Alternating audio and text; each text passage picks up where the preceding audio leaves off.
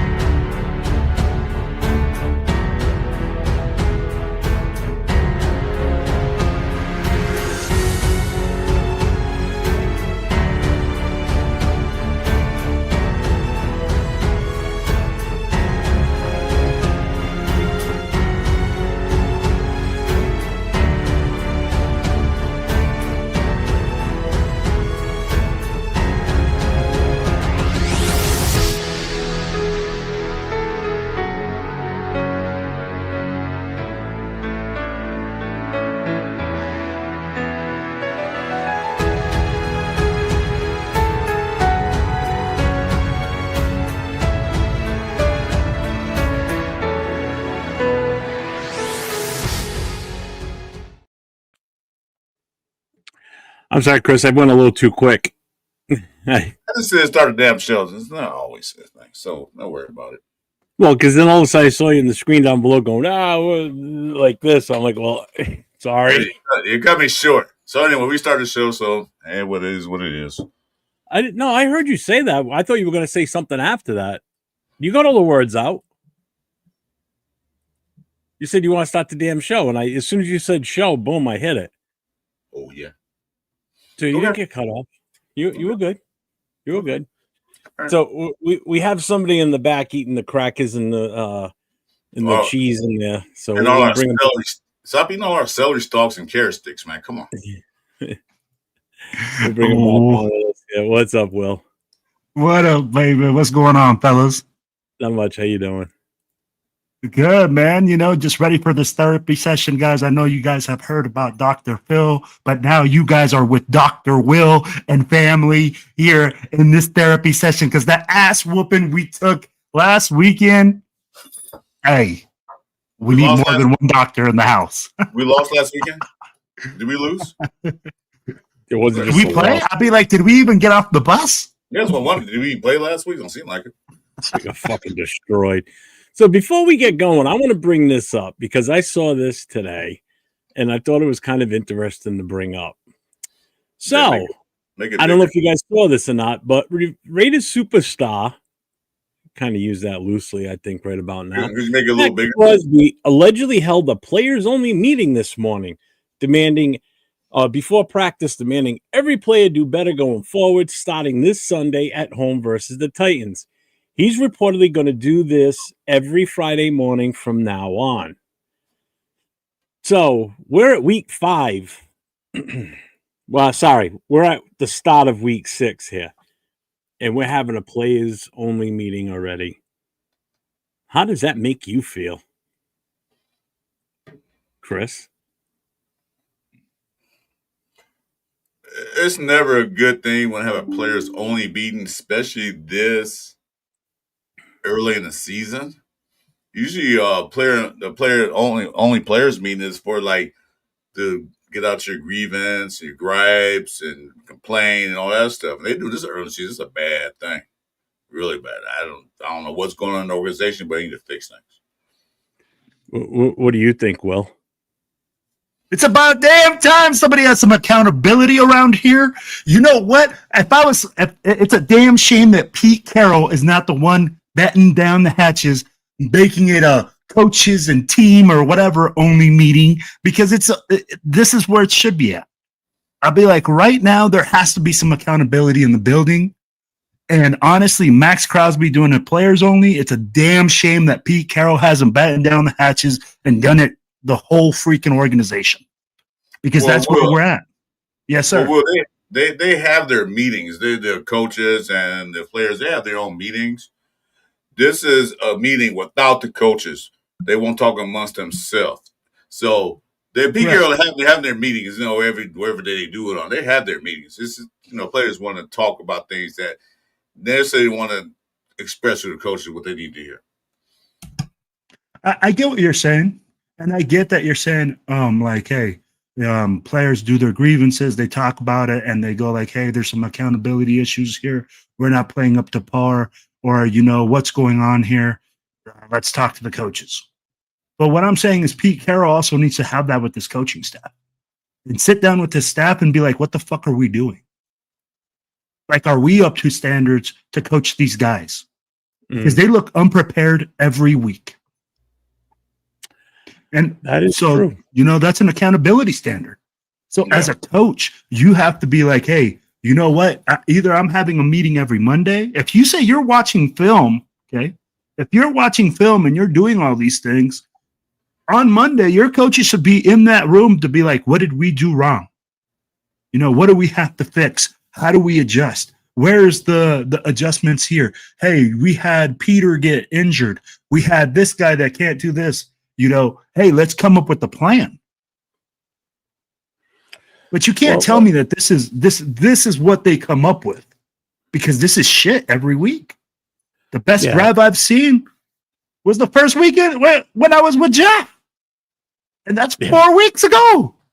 5 weeks ago. 5 weeks ago. 6 weeks ago tonight, we were at the Tall Ship. So it's already been 6 weeks. So it's been a month and a half since that already. Can't wait to go back with you, my brother.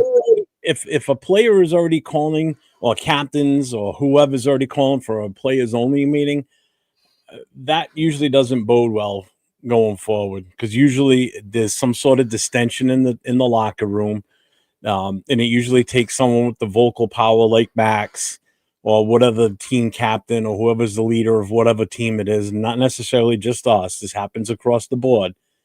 It takes that senior guy to step up and say something to get everybody reorganized and get their shit together. So when it's happening this early in the season, that's not good. I mean, it's not. It should have been done sooner. I agree. I get what you're saying.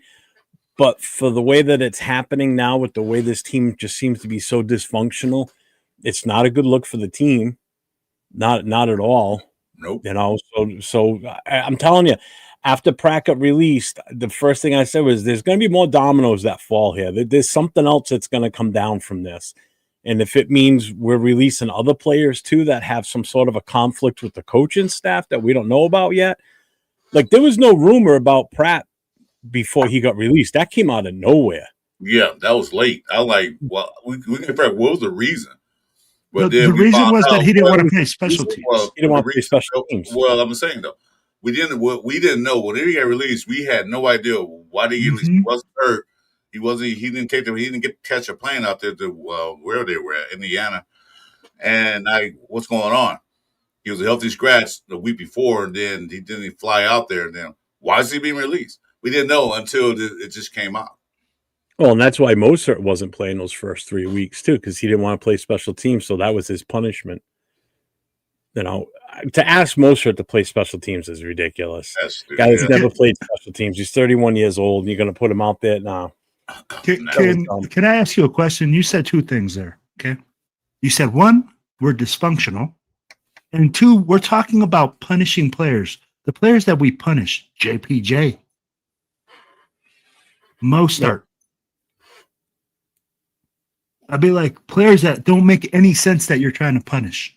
And players that everybody likes too. You know what I mean? Like they're definitely JPJ is definitely a fan favorite. There's no two ways about it. Mostert, maybe not before, but the last games he played, when he first played against Chicago, everybody was on his side because he looked tremendous that day. Yeah, because we didn't know him yet because he never really played it down for us. No. You know, not in the preseason a little bit, but we didn't know him yet, so he's not a fan favorite. So if he'd go, we're like, oh well, he's gone. But JPJ is a different story.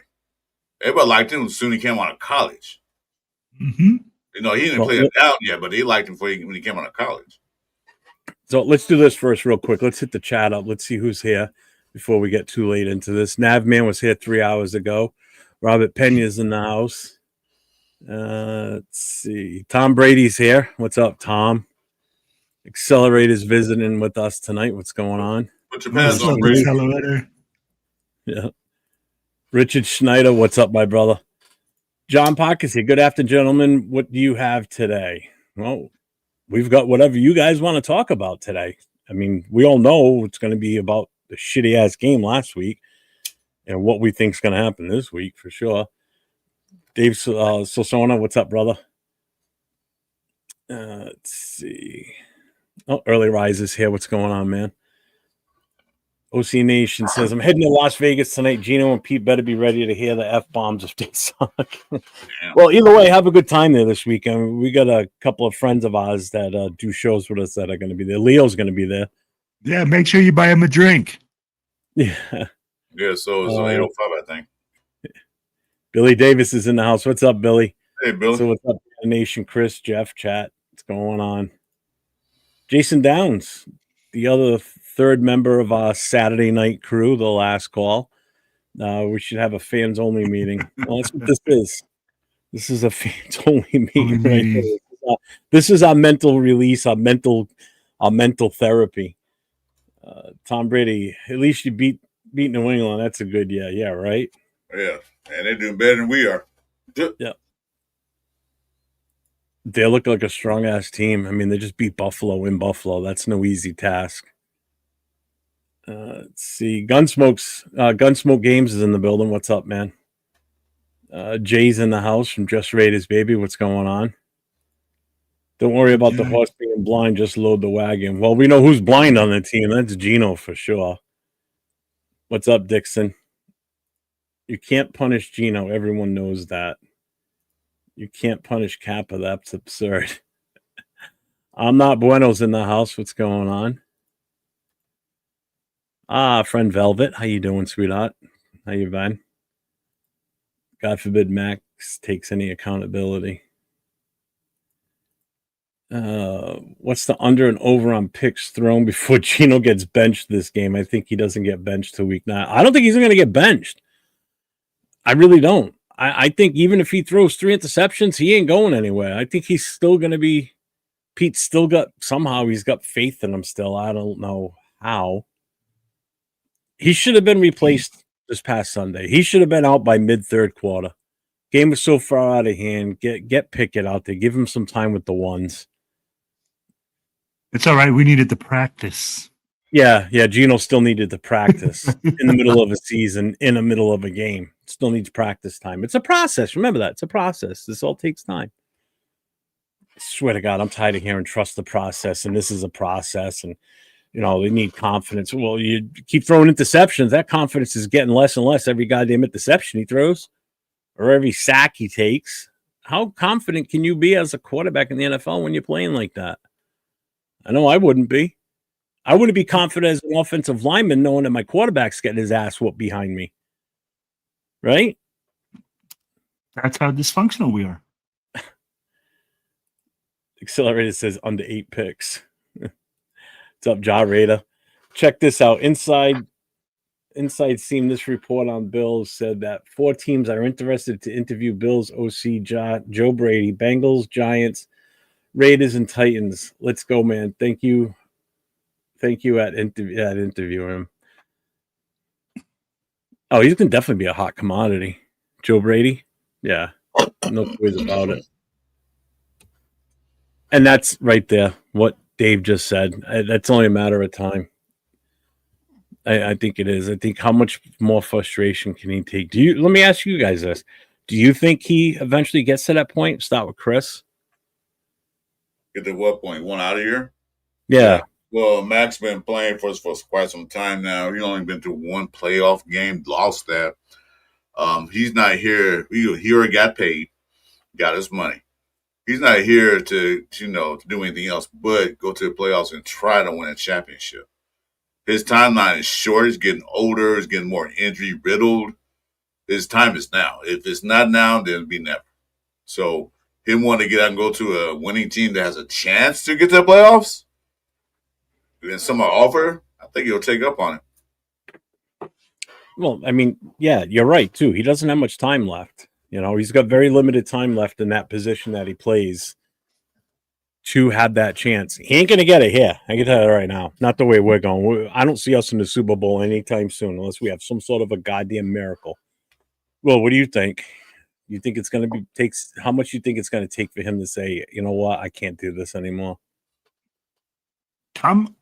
So his measure of greatness, if you look at his tattoos on his body, are champions. Are guys that have made their teams into championship teams, right? Or won multiple titles. Because you got Jordan, you got Kobe Bryant, you got all sorts of famous athletes like that. When you talk about consistently repeating, the Raiders should feel lucky that we re-signed him. I don't give a fuck that we signed him for the max and he was the highest paid player for 2 weeks. The Raiders should be freaking kissing their lucky stars. Because I'm telling you right now, he right now is probably rethinking it. He's really go ahead. But let me go back before I lose my train of thought. You mentioned Michael Jordan and you mentioned Kobe Bryant. Michael Jordan didn't win any championships until he got Pippen. He had help. Kobe Bryant didn't win any championship unless he had Shaq with it. Then he got Paul Gasol. He had help. Yeah. Max Crosby does not have the help that he needs to get to the top. Mm-hmm. So those examples are good, but you got to look at the other side. Once those big time players get the help they need, then they start winning. Max doesn't have that. And I'm not saying that he has, or I'm just saying that's what he models his game at. That's how he imagines himself. That's why he works so hard. I understand. Right? Yeah. So that's why I go and say, guys like that know that their window is short, and they know that the organization has to make moves in order for you to be successful. And Max is what, 28? That's what somebody said. He's still young, but those injuries Chris, he has 4 more good years.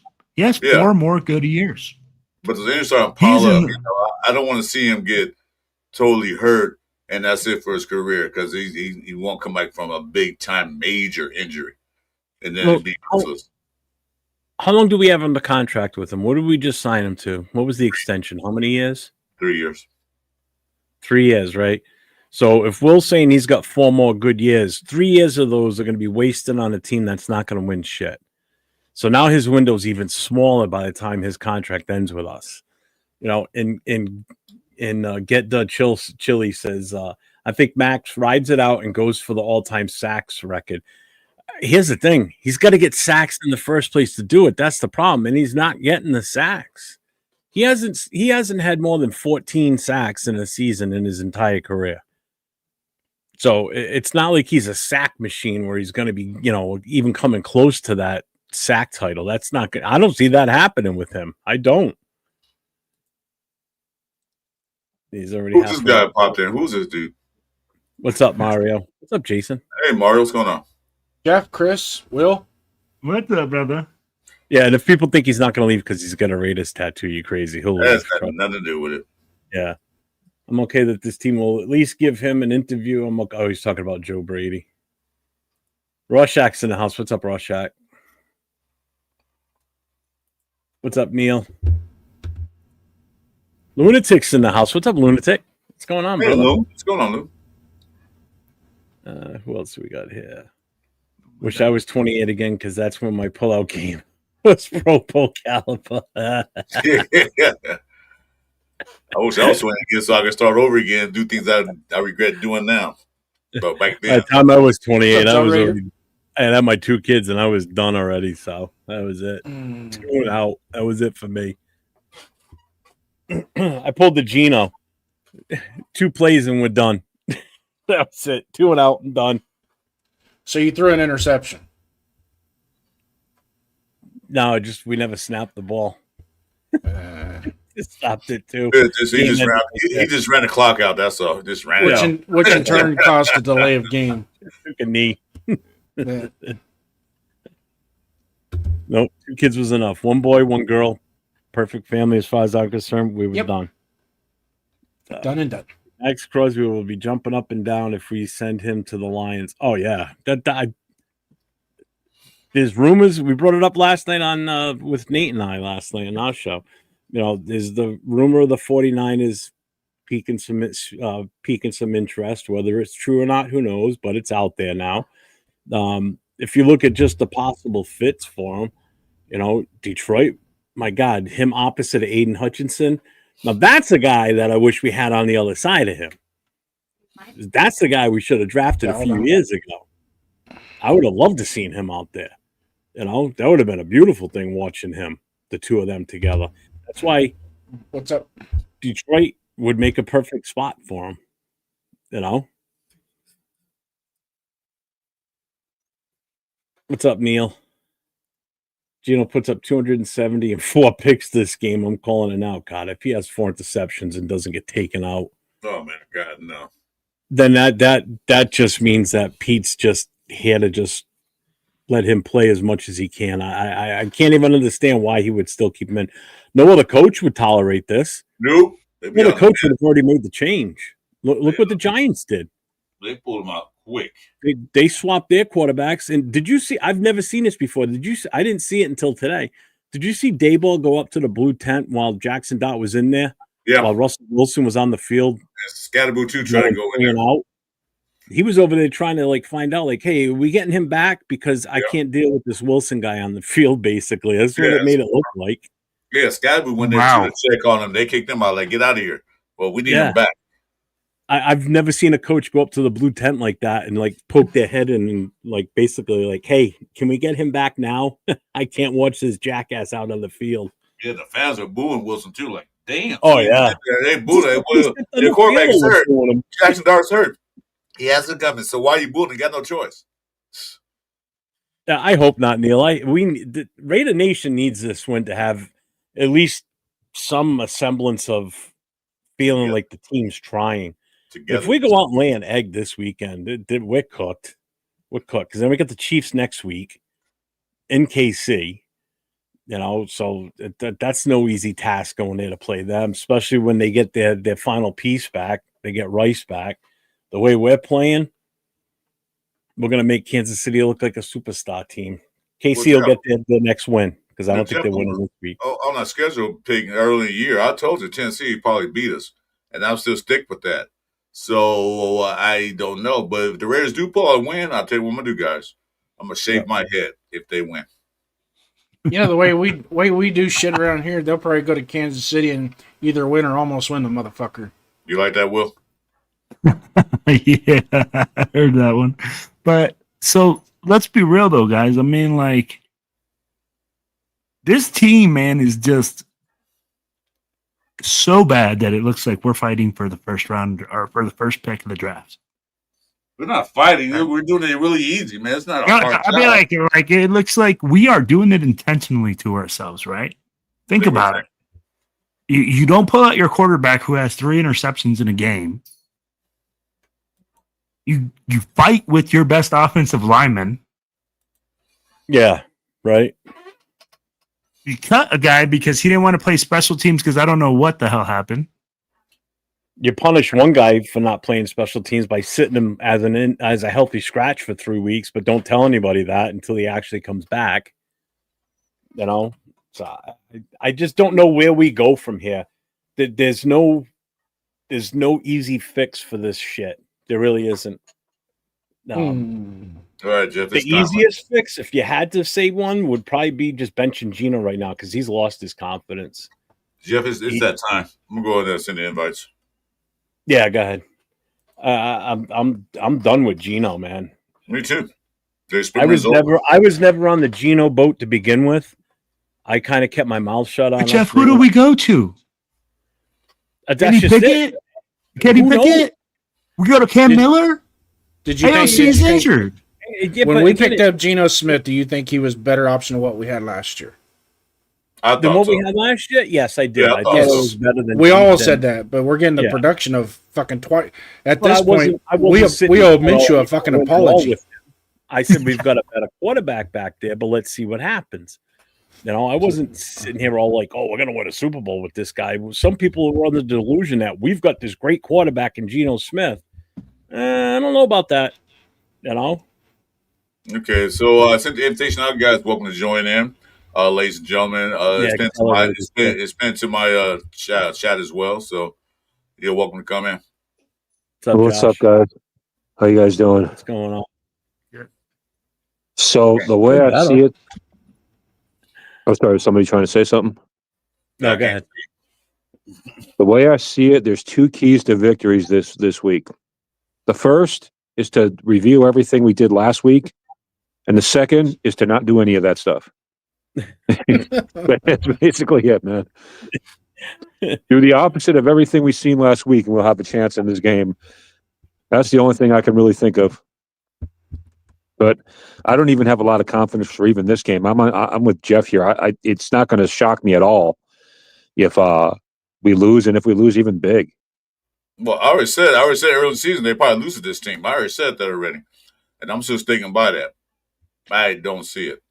Now, here's the question: if we get annihilated by the Titans, and then we turn around and we lose to the Chiefs again going into the bye, do you see major changes happening? And I'm talking major, not, oh, we filed the assistant to the assistant, the special teams coach. No, none of that. I'm talking, because ultimately that's what it comes down to, is accountability.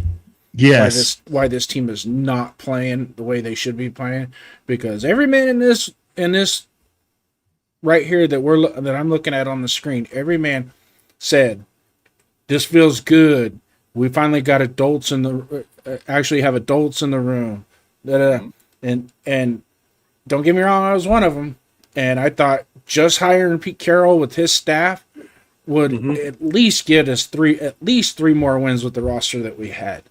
Well, I think our roster's a little bit worse than what we thought, number one. And number two, I don't think this coaching staff is capable of taking a weak roster and making them perform. I think they're the type of coaches that they need turnkey players. They're not something that they can develop. Well, to answer your question, Jason, I would say in that scenario that we would get rid of Brennan Carroll, but it's Pete Carroll's son, so probably not. But that would be the first place that I would personally go.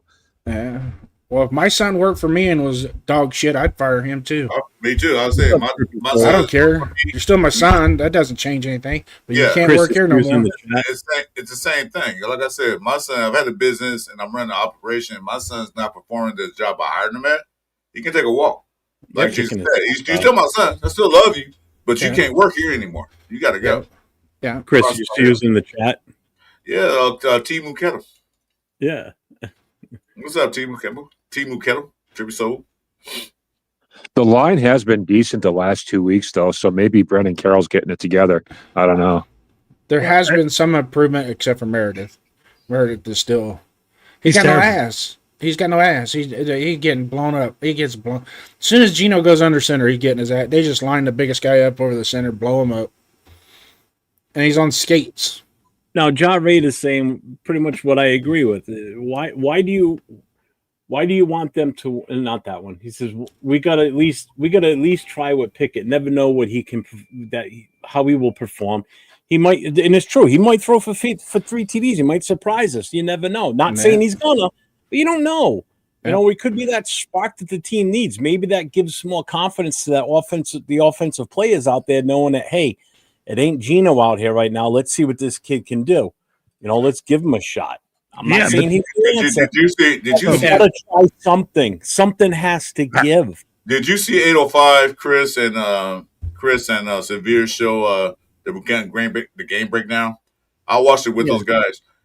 Geno Smith missed 3 possible touchdown plays. 3. That could Oh, have the been one with touchdown. Betch was the biggest one. I saw Yeah, that. I mean, 3, at least 3. Could have been more, but 3 plays he could have threw the ball to the guy and got a touchdown. But he said he dumped it off in the backfield or he threw an interception. So the play call, they saw on the play call Chip Kelly. Yeah, those plays ran beautifully, but Geno Smith did not execute them. Did not see, he wasn't looking down the field or looking to the right guys. So put it Pickett, see what he can do. Might as well. What we got to lose? First round He pick. can't possibly be any worse. This is not even possible. All right, so let me jump in here real quick. So, Jason, you asked some questions earlier. If we haven't won but one game by the time we go into what is it? Bye week. Week in our bye week. Yeah, it's in 2 weeks. Yeah, Absolutely, you will see major changes happen. Yep. I'd be like, if I the think so, too. organization is in win right now, absolutely, you I think have so, to too. make changes, right? Now, if we make this change to Kenny Pickett is more effective as in not throwing the interception. But I'm going to ask you this: is Raider Nation ready for another check down guy? Another guy like we used to call DC. DC4 used to use a lot of check down throws, and Raider Nation killed him for it. I would kill for some effective checkdowns right now, bro. You know what I mean? It I gets get them down what, the field. I get what you're saying. Derek's, But I mean, like, we're going to Derek's have problem with limited this. success with that. Derek's problem with the check down is he was going to the check down before he even let the play develop. Do you think Kenny Pickett's Geno's- not going to be doing the same with this Well, offensive line? Well, do we? I mean, yeah, I kind of think so because he had a better offensive line in Pittsburgh, and he still kind of did the same thing. You know, and I have to give Geno some credit here.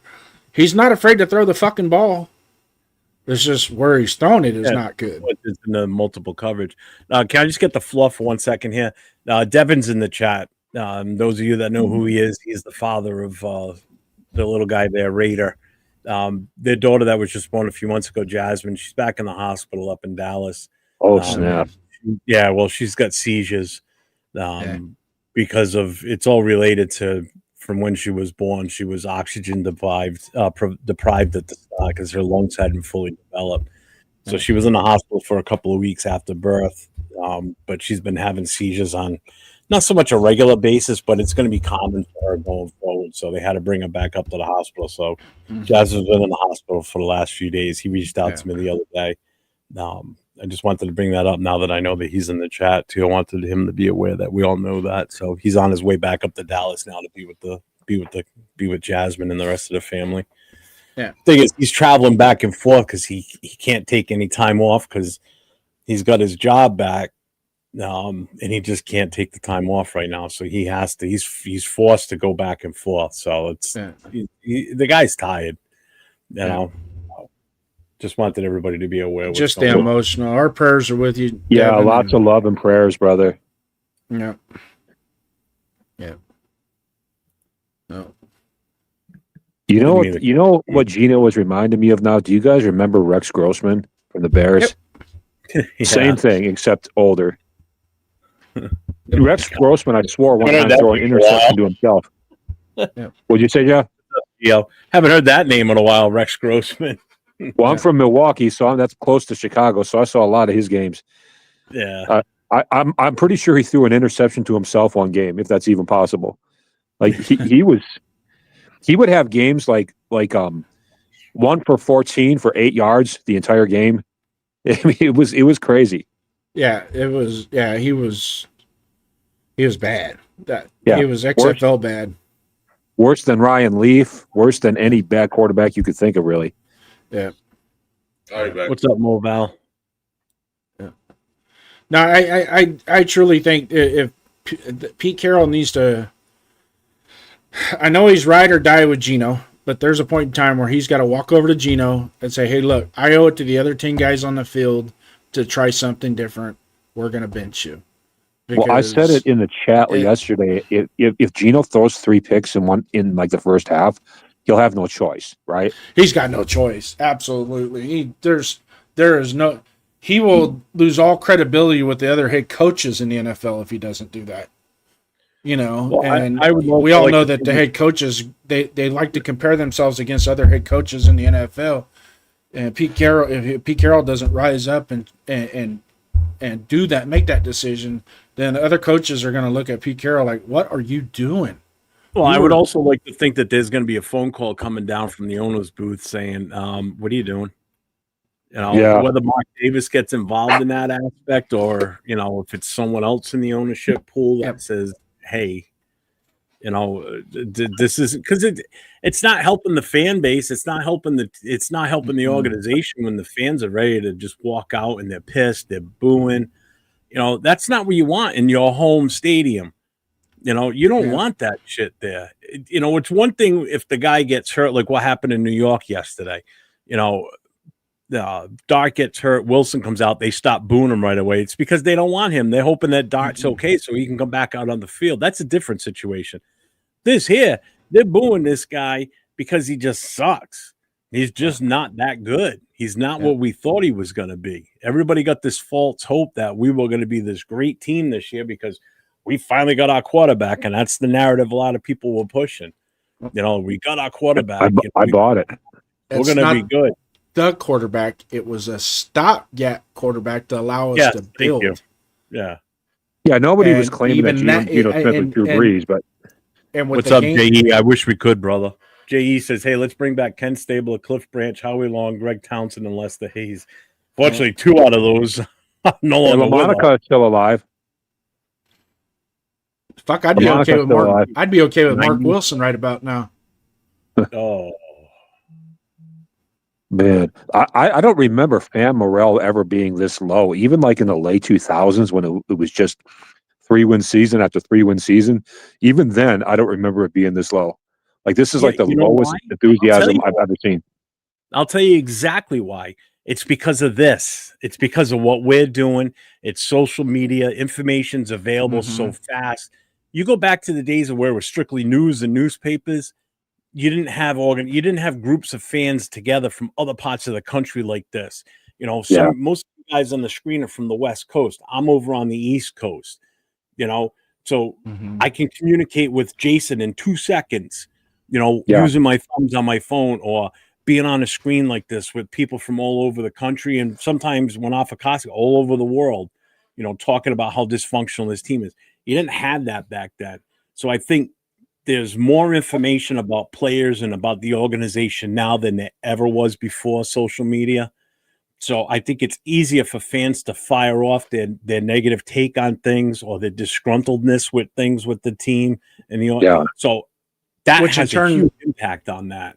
No, Which you're in turn absolutely right. fuels, which And in you gotta- turn fuels the Now, expectation. too. That's the other- Yep. It fuels the Yeah, you're right, expectations Jason. a little bit more.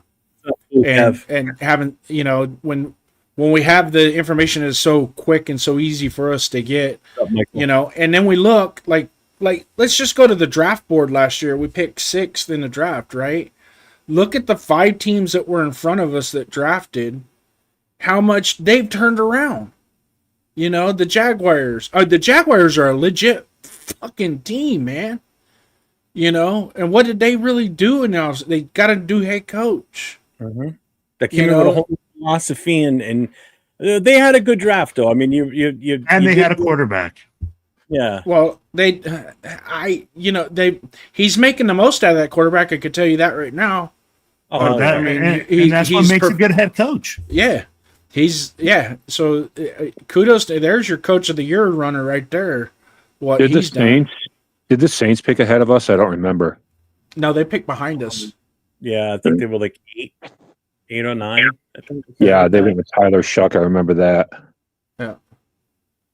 But the moral of the story is that there's teams that were up What's there up, that Mark? have the Colts have turned it around. The year before Washington, the Commanders, they've turned it around, and us as Raider fans being as long as it's been since we've had a legit competitive team that we can put a stamp on it and say Yeah, this like year, it's- next year, and the year after, That's we are going to be in the running. Well, you You know know. what, and I just wanted to throw something in here. You know how people keep saying, like Jeff keeps saying, we need to, or I don't know if it was Jeff. I might have been getting him screwed up with somebody else. People keep saying we need to build through the draft instead of going and getting established players or whatever. And we've tried that too. Like, at what point in the last 20 years have we proven that our scouts are good enough to build a decent team through the draft? You know what I'm So- saying? There's no point where that's happened. That's Remember the we talked- frustration. That right there is the Hold on, we- frustration. I Hold feel on, we like- talked about this a couple of weeks. Remember, Jason? We talked about the scouting. And Yes. what was it you brought up about the guy we brought from Philly?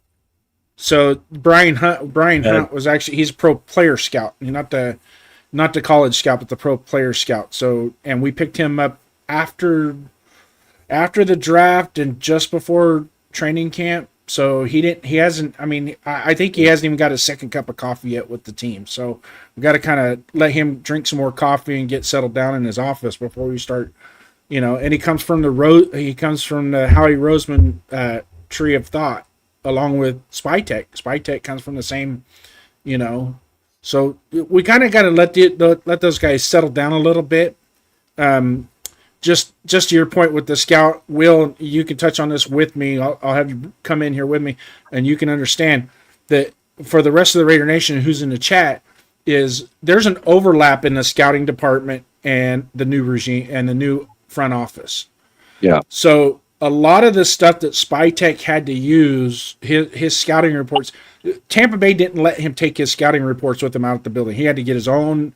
So when he came to Vegas, those scouts were Telesco's scouts. Okay, Tom Telesco's scouts. So he has to rely on their information. He might not agree with their scouting report, so he deviates, and he's going to use a little bit of twist and whatnot to try and finagle his draft picks.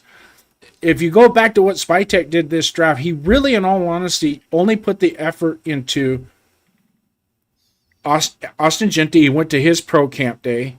He went to 3 quarterbacks, and then he did some research at the Senior Bowl. Other than that, everything else was dynamic as far as how we're gonna because we have to.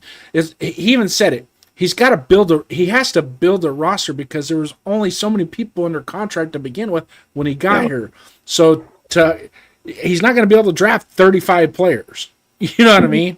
So he's got to go out, and then people complain about, he was bargain shopping for this. Well, kind of had to, because we have to get the bodies in the building just so we have enough helmets on the field. So you're once we absolutely right. You're absolutely right. I'm going to take back what I said because you're giving me a little bit of hope here. Now that I'm digesting what you're saying, I think that if those guys have a chance and they do well like they have in the past, then maybe our drafts will start to get better. Mm-hmm. We do have that to look forward to. So I was wrong and you were right, man. No, that's okay. No, as long as it's just an understanding. It's just an understanding. I'm not trying to say who's right, who's wrong. We're all right to a certain degree. Right? Yeah. Yeah, it's a conversation. And if we share topics and ideas, it makes us all better. So as check this fans. out, Jason. I think where the frustration from Raider Nation lies, right? We feel like we have tried it all. We Mhm. hired Gruden. We've hired freaking Josh McDaniels, the best young Mhm. gun coach that was supposedly at that time. We hired Antonio Pierce. Now we hired Pete Carroll. He has a great reputation, and you're not Mhm. seeing results immediately. Mhm. So Raider It Nation, does after feel like a 20 hurt. years, after 20 years, you're like, dude, we've tried everything. We've tried to build through the draft. But it seems like we can't hit on the draft with whoever is at the helm. Yeah. We try to get through free agency and build through free agency. Whoever we bring in here looks like a bum. As soon as they come in, they get paid Yeah. and they suck. We could bring Yeah. Josh Allen in here and he would be like a bottom feeder quarterback with us. Like, But Nah, he'd still do. He would be able to, because He'd you be got to better look than at it this Geno. way. You got to look at it this way too. The other 10 guys that are standing in the huddle looking at the quarterback, if they look and they're not confident in what they're looking at in the quarterback, they're not going to perform either. I mean, sometimes it's just plugging in one gear to make that whole engine go faster. And the only thing I can think of, and I'll throw this out there to the chat and everybody on the panel, at this point, and trust me, I was glad we signed Gino, but I'm not happy with it now. But I truly think that his performance plus his body stature and how he's reacting to the failures that he's having is causing other people. It's just a train wreck. You can see the fear in his eyes. Oh yeah, but guys, let's be real. He's not the only problem. No, Geno Smith is part of the problem, but you're looking at, we just got 40 points put up on us. Oh yeah. So I 40 wanted to points. ask all you guys. I'm sorry, I didn't mean to interrupt. Go ahead. I wanted to ask all you guys a question because since you guys know way more about the X's and O's of football than I do, at next year's draft, right? What do you think we're going to address the most besides the O-line? What would you address the most? I mean, 'cause the O-line's an obvious thing. But what other area of importance or would you like have you as your main focus besides that O-line? Jeff, Where do we start? We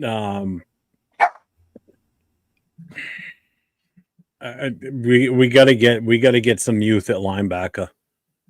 I think we need youth at linebacker and definitely a better edge rusher. Someone that can complement, if we still have Max, somebody that can complement him to the point where he's not getting double teamed or, they have to worry about both sides. You don't have to worry about the other side right now because Kuntz is not doing shit.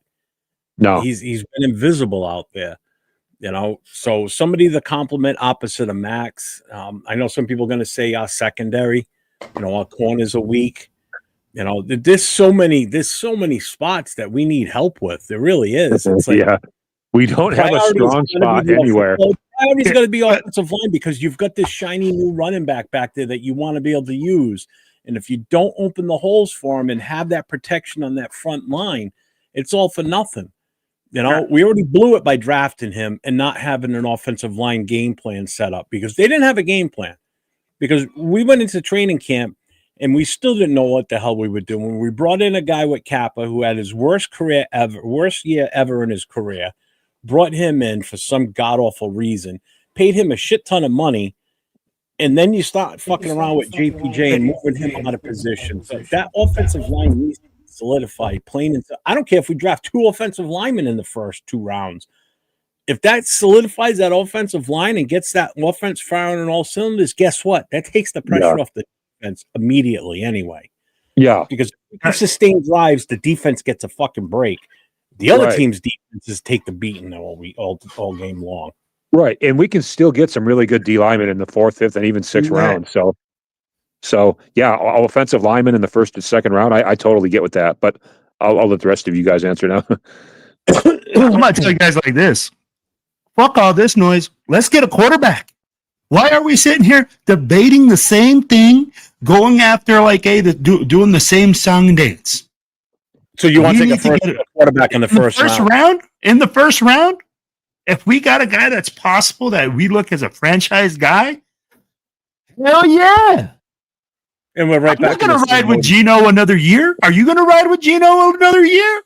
Yeah, but why can't we? What says we can't get a quarterback in the 2nd round?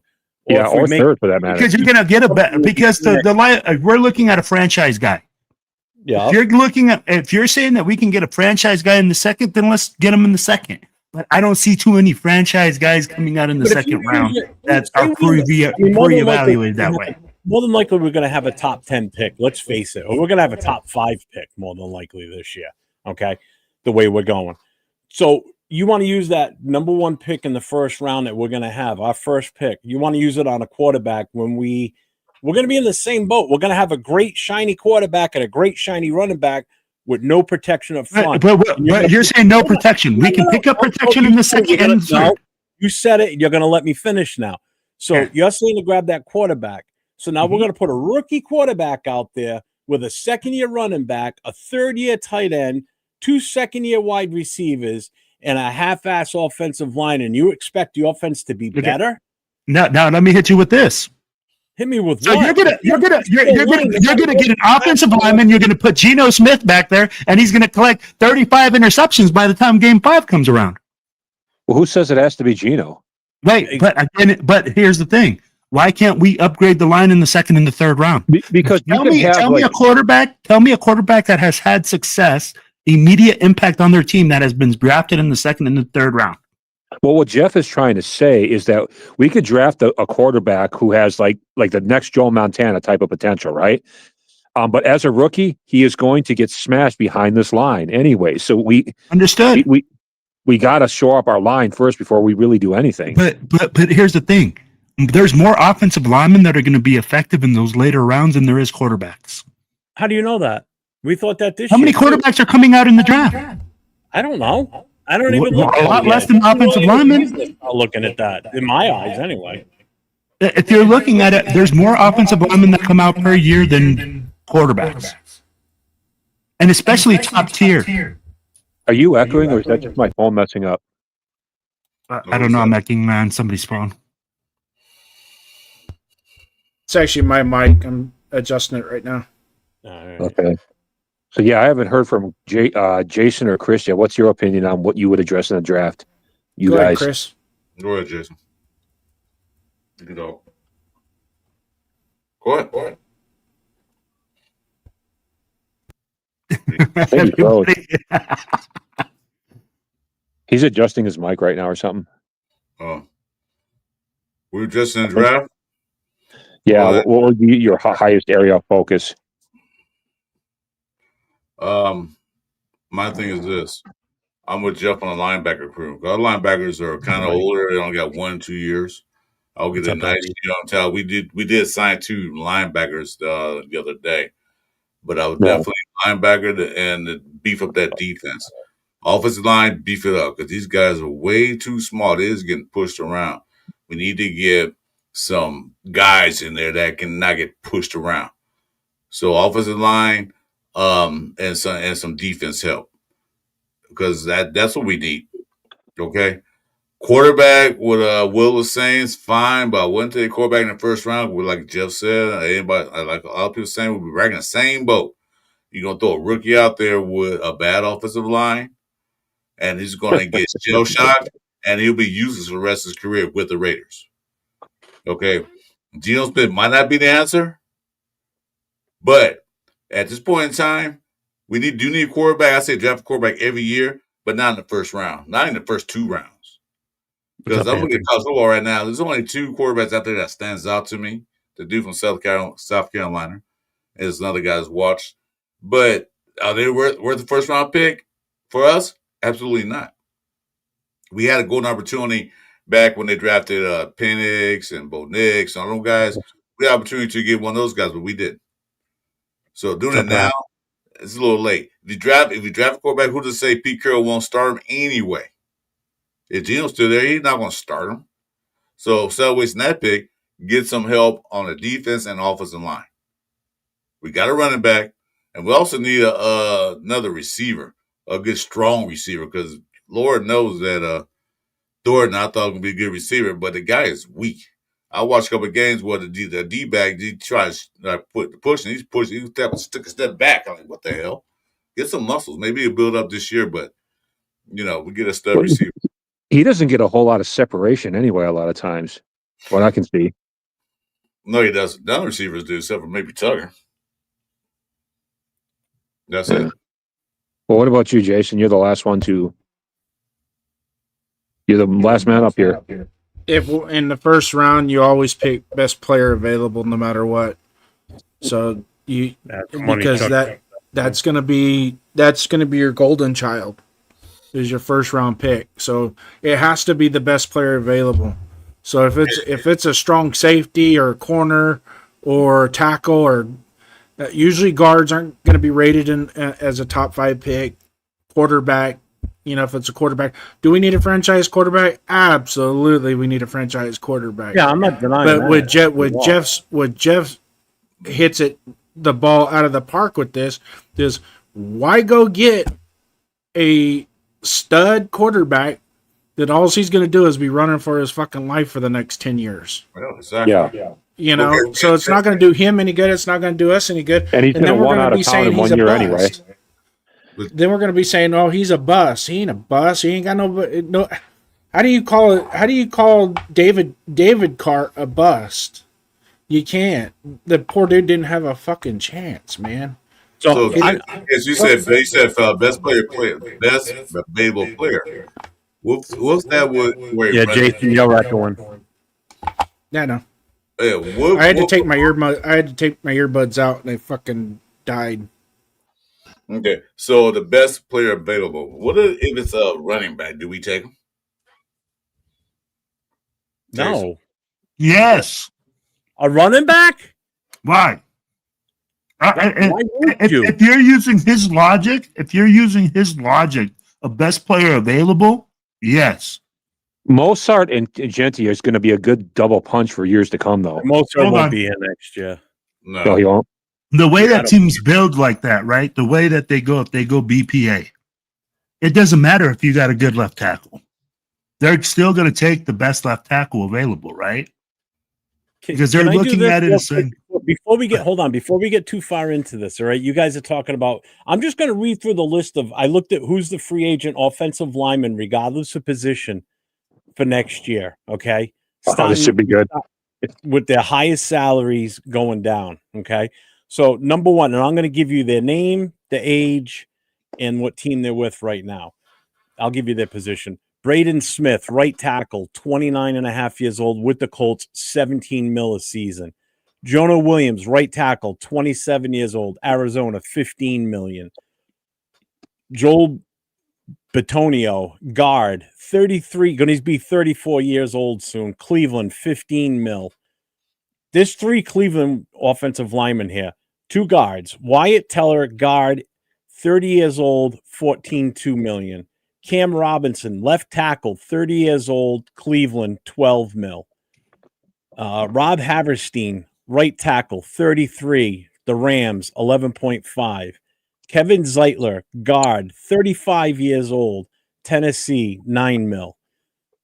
Isaiah Siumalo, guard, 31, going to be 32, Pittsburgh, 8 mil.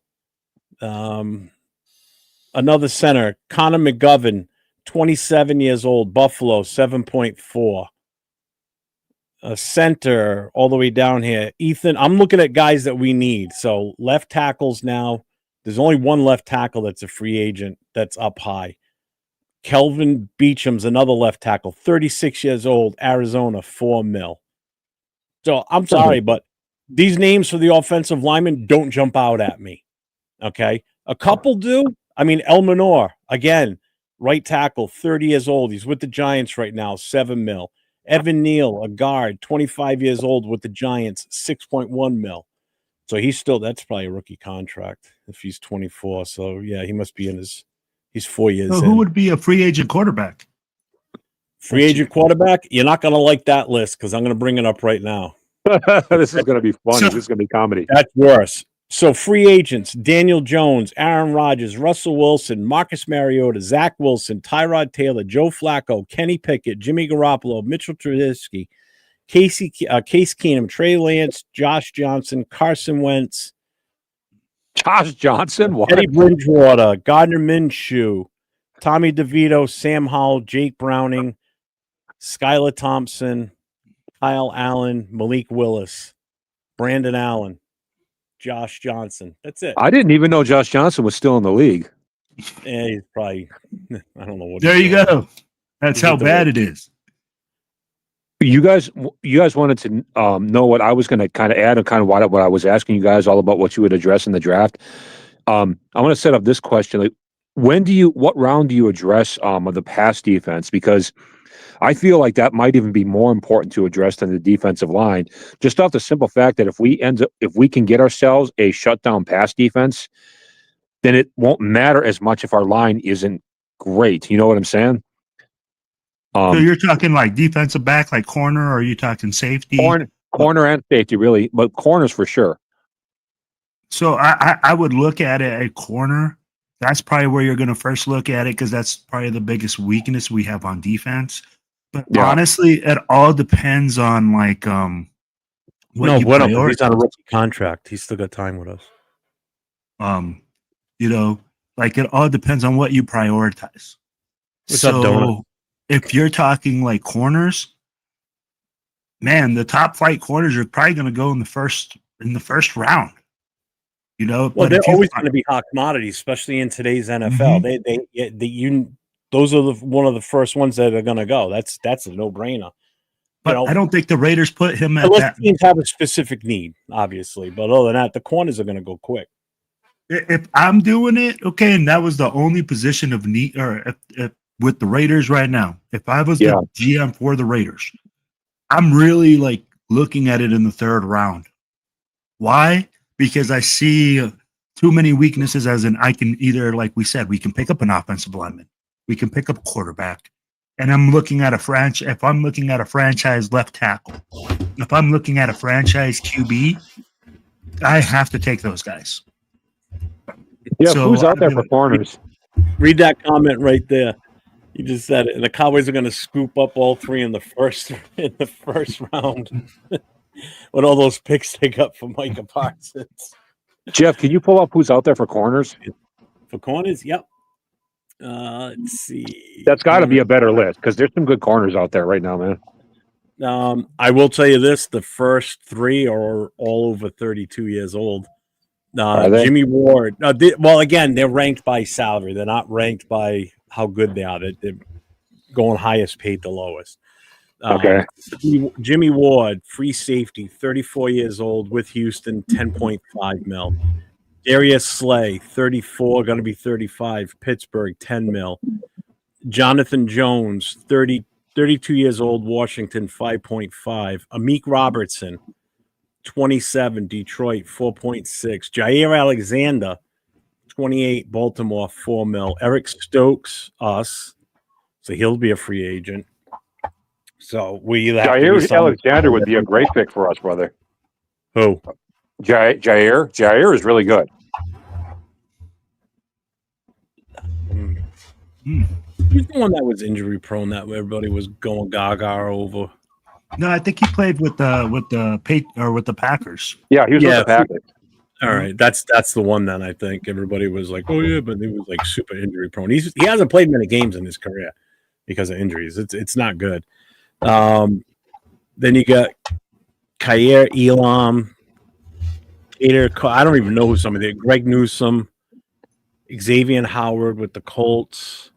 I just so you put a big This list concern isn't for that me. great. The When you cornerback said- free agents are not that great. Oh, it's better than the O-line picks or the O-line Darnay picks Holmes is that's a out free there. agent, so he's a free agent. We've got him. Well, I'll tell you like this, Jeff. When you're playing corner, you're 34 years old. You're too old. How old? 34 is too old to play corner. Oh, I believe that. I'd go with that all day long. Yeah, I'm looking at corners. If you're looking at corners in free agency, you have to look at a guy that's 27 years old or younger. Yeah, Kai Blue Kelly is he's a free agent after next year. So your two corners are free agents next year. Jair, if he did stay healthy, though, would be a great help to us, man. That dude is mega He's a talented. good player when he's out there. That's the problem. His biggest, again, the old saying, your best ability is availability, and his isn't availability. And he's struggling this year. I mean, he's on the struggle bus. Like LV said, Jair is not Jair anymore. Yeah, he's washed. Yeah. Seriously, he's not as good. What's up, Ricky? How old is A.J. Dillon, just for some extra running back help? I think he's like 30. Every time somebody says A.J. Dillon, I think of the Dillon that used to play for the Bengals and the Patriots. Yep, that's the same thing I was doing right now. I was like, that was Corey Dillon. First name I think of, the first person I think of. Free agents next year. Najee Harris again, Austin Eckler, Travis Etienne. I like him. Javonte Williams, Rico Dowdle, Nick Chubb, Elijah Mitchell, Breece Hall's going to be a free agent. Kenneth Walker, J.K. Dobbins. Kenneth Walker's good. Mostert's a free agent. Kareem Hunt. A.J. Dillon is in here. He'll be a free agent. 1.3 mils is current. Is really Zamir White's. That's right. So Zamir White, this is his last year, so he's going to be done with us. I don't see us keeping his ass. Wouldn't it be nice to get Breece Hall for Zamir White? That would be awesome. Here's somebody that's intriguing that's going to be available next year is Tyler Algier from Atlanta. Really? He's good. It's just that he's stuck behind Bijan now because before Bijan came in, he was the top dog over there. And Bijan is obviously better than him, but Tyler Algier, he's only 25. Yeah, he's decent. Yeah, he's been in the league 4 years, so that's still going to be his. Well, I don't know what round they drafted him in, but he's getting 900,000, basically almost $1 million. He's like 26 or 27, right? He is 25 years old. Oh, heck 25 yeah. 25 years and 4 months. Even this kid in Arizona too, Amari DeMercado. Yeah, he'll be a free agent. But Travis Etienne, so that's a running back, right? So those are all running backs, correct? So how high on your priority board? Rashad White's going to be available next year. Rashad White, and he's going to start this weekend because what's his name's out.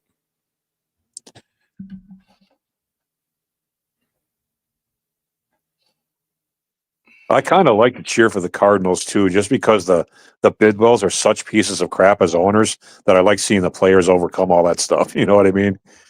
Hey, what's up? What? Federator, he played till 39, but he didn't play at corner till 39. No, he played free safety and he played safety.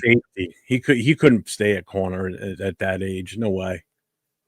The only guy that played late into his years that kind of stayed at corner that I could ever remember is Darrell Green from the Redskins. Yeah, but you're talking like a guy that still runs.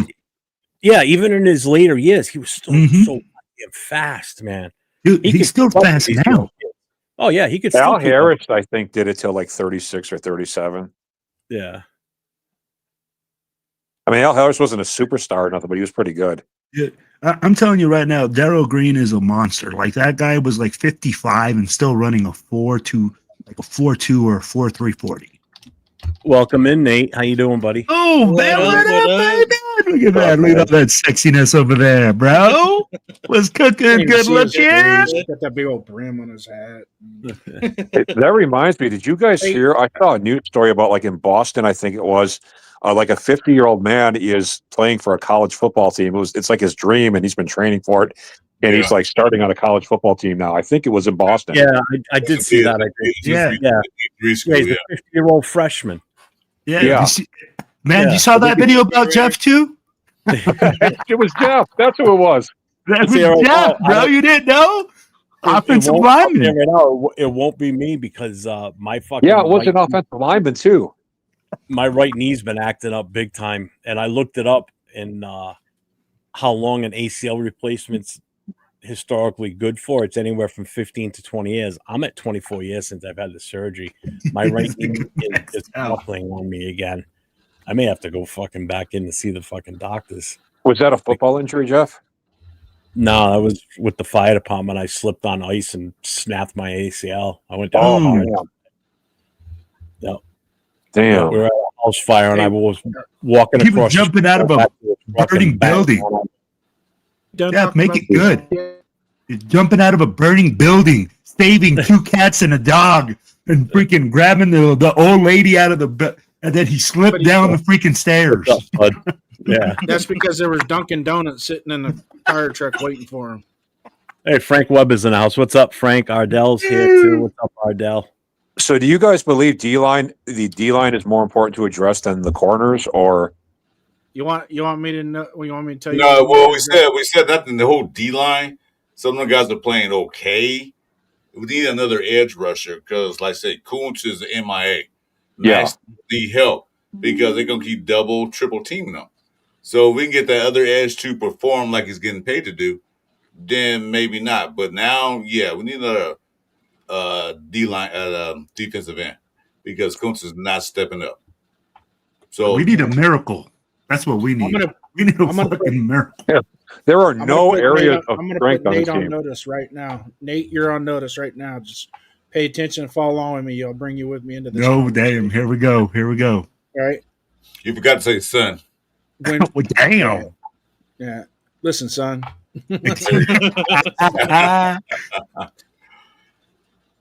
Our priority. Leo's in the chat. Aren't you in Vegas? Go have fun in Vegas. Why the hell are you watching a Yeah, podcast? What's the matter with you? Yeah. So lame. I'm gonna go to Vegas and watch a podcast from my hotel room. Oh, look at this. He's even giving Nathan shit. He said Nathan sucks. You know what? Leave the kid alone, you fucker. Yeah. All right, Nate, follow me along with this because I want to get done. I want to get through this potential draft shit because we still got a football season to go. If for some reason we're in a position where we're at now going into the draft, our number one priority is to draft a player. Oh, hold on. Hold on. I just got to do this. We haven't done it yet tonight, and James Furpo's in the house. Got to do it for him. Raiders. Proceed. All right, you ready? So, as Yeah, go ahead, Jason. by the president of the franchise here. So Nate, follow along with me. Wait, just hold on. I gotta say something right quick.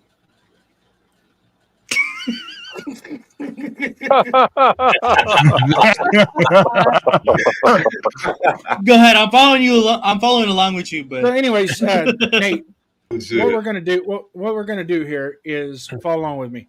We're in the draft. This is a hypothetical. This is a scenario, but we're gonna use hypotheticals while we do this. We're in the draft. Let's say we're at number 2. Mhm. Okay. And the first player off the board is a quarterback because we're thinking franchise quarterback. The best quarterback that we have on our board goes out number 1. All right. We don't get him. We tried to make a deal, whatever. Go to number 1 to get him. Okay. But we don't get him. All right. So now we're at number 2. Okay. At number 2, since we have so many needs on our team besides running back and tight end, Yeah. I think we're good at running back. We're good at tight end. Mhm. Okay.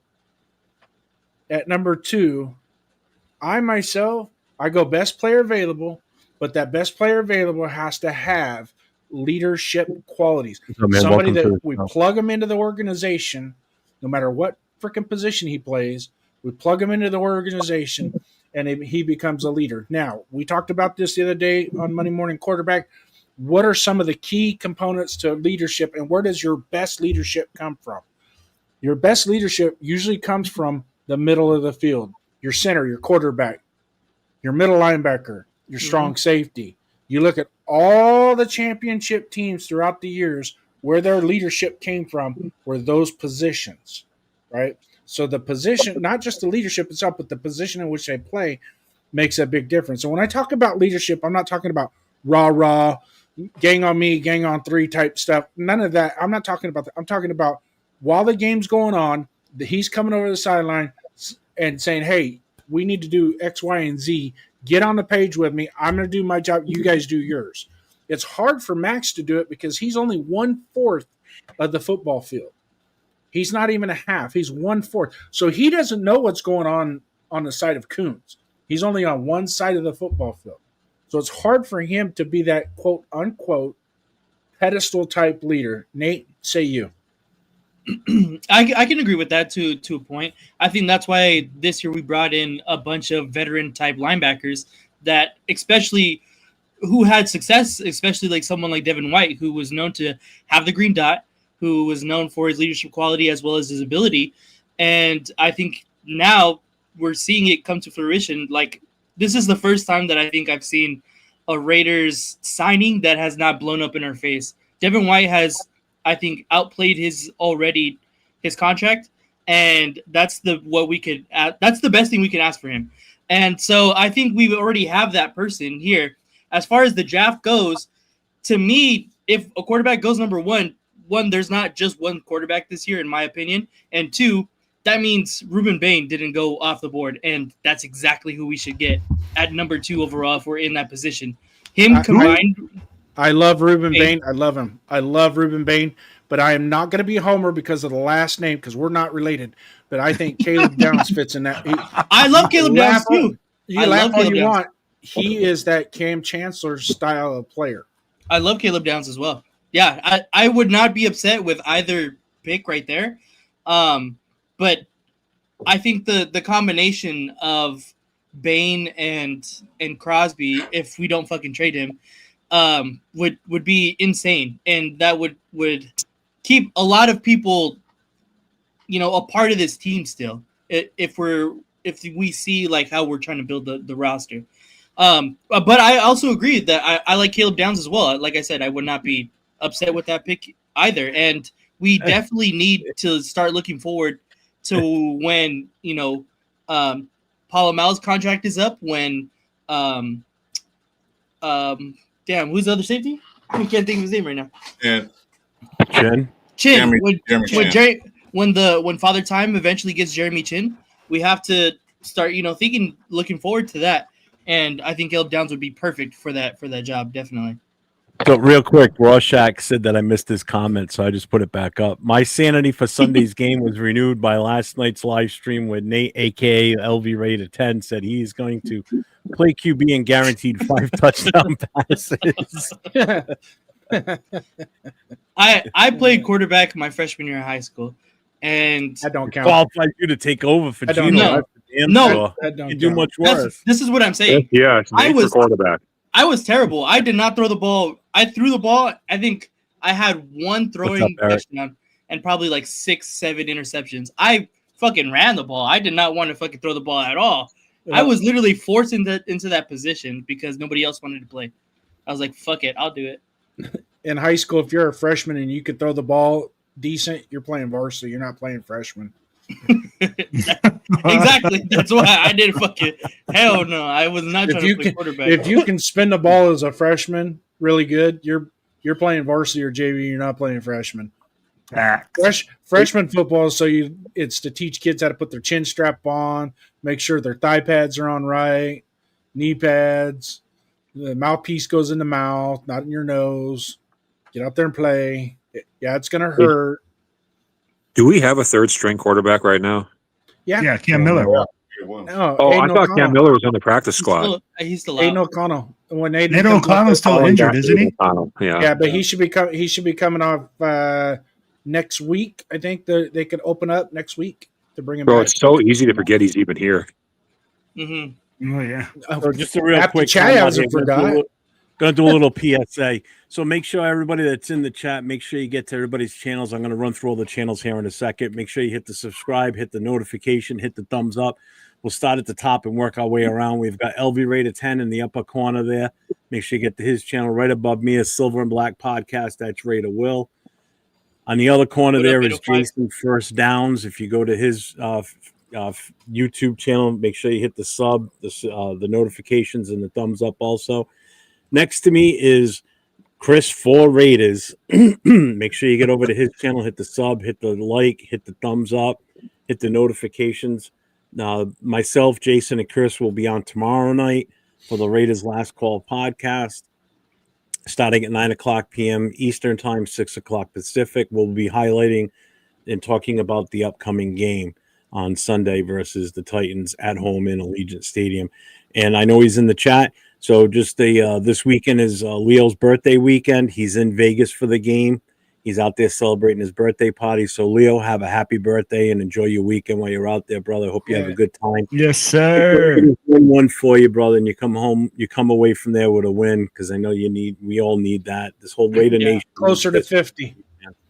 Yeah. And over here on my other side is Josh, as also known as Accelerator. Do you want to give you a channel, or what do you want to do?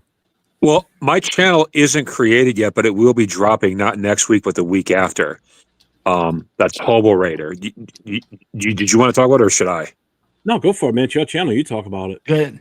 All right. So for people who are interested, okay, so I'm doing a different thing with the channel. I'm starting I'll give you guys a little bit of backstory, but not too much. I used to be a formerly homeless panhandling drunk. I was one of those guys that you saw on the street corner that held up signs that said "homeless, please help." But I got my life together, and to make a very long story short, I just received a graduate degree from the University of Iowa. So I've turned Damn. myself around. And, Congratulations, my man. Yes, yeah, sir. thank you. And so I want to start a channel that's a little bit different than other Raiders channels, where I talk about like my life experience in the streets and how I work my way out of it, but also do a lot of Raiders talk too. So it's like my street life and how I work my way out of it, but a whole lot of Raiders fandom mixed in. And so it's going to be called the Hobo Raider. because me being like a former hobo, you know what I'm saying? So it's going to be called the Hobo Raider channel. And Jeff has already seen my intro video. It just hasn't dropped yet, but he said he liked it. Yeah, it's pretty good. Yeah, so that's coming. It doesn't exist yet, but if you guys can remember Hobo Raider, that'll be dropping in a couple weeks. Thanks, Jeff, for letting me even say that. No problem, man. So, And thank you. Yeah, make Accelerator. sure you guys get over to everybody's channels. Show everybody the love. Spread the viewership around between us all too. Get over to Chris for Raiders, get up to Jason's channel, get to Will's at Silver and Black Podcast, get over to Nate's at LV Raider 10. I'm on subscriber only mode. I know Chris is. Nate, do you have yours set that way too? Actually, I don't. I I think just hopped on Will quick, does. that's Jason, I don't know if you are or not, but yeah, we're all on subscriber only mode right now. I didn't even put my channel on here for this live stream because I wasn't planning on being here very long. Nate, how many Will, subs every did you time, pick every up? time I think I'm going to check out, Will starts talking and I can't leave. He's talking. What's up? Okay. What's going on, brother? Nate, how many subs did you pick up last night? Ooh, A lot, man. This guy got like 23 or something like that. something like that. Yeah. Look at that. Look at that 25 smile, at least. bro. Look at that smile. Look at the cheese right there. Yes, sir. You deserve it, That was homie. dope. Yes, sir. that. That's dope. Thank y'all for listening and subscribing to my brother's page, man. And they're all out of high school, so they count. Well, hey, let me ask you guys this, man. We've talked about it, and we talked about this last game. Now, going into this Titans game, what are the things that we need to do in order to win this game? I don't want, you don't have to tell me about everything about the future, but what are the things that we need to do and establish and do well in order to win this game? I don't want to know a score. I just want to know what we have to do. There's And only one Chris, way to do it, man. We have to run, and hope it works. That's our only chance. Bring out the wishbone if you have to. Run the damn ball. Yeah. We make use of both Genty and Mostert, like I've been calling for every week, and they're starting to do that. But we're not going to get anywhere with the passing game, even against the Titans with Geno at the helm. So, I mean, he might make a couple of decent throws if we establish the run, but our only path to victory, no matter how well, even if the defense plays perfect, our only path to victory is through Genty and the run. No. Hey, real quick, Josh. Our path to victory. Our path to victory is a fucking light to special team up. I'm not talking about the kicks. I'm not talking about the punts. I'm talking about the special teams. When we kick off to them, they're running like 40 yards down the field. They're at the middle of the goddamn field by the time you finish kicking off to them. This special team is atrocious. You can't give the team, another team, half the field. If you go kick off to them, might as well kick their damn end zone. But you kick off to them, try to be in the 20-yard mark, and then they run the ball for 30, 40 yards, and they on our side of the field already. They got to fix that shit first. Because everybody's talking about the defensive line. Everybody's talking about the offensive line. Everybody's talking about Geno Smith throwing interceptions. But there are three factions of this team. Defense, offense, and special teams. The special teams, when they punt the ball down and they help defense out, pin the team back.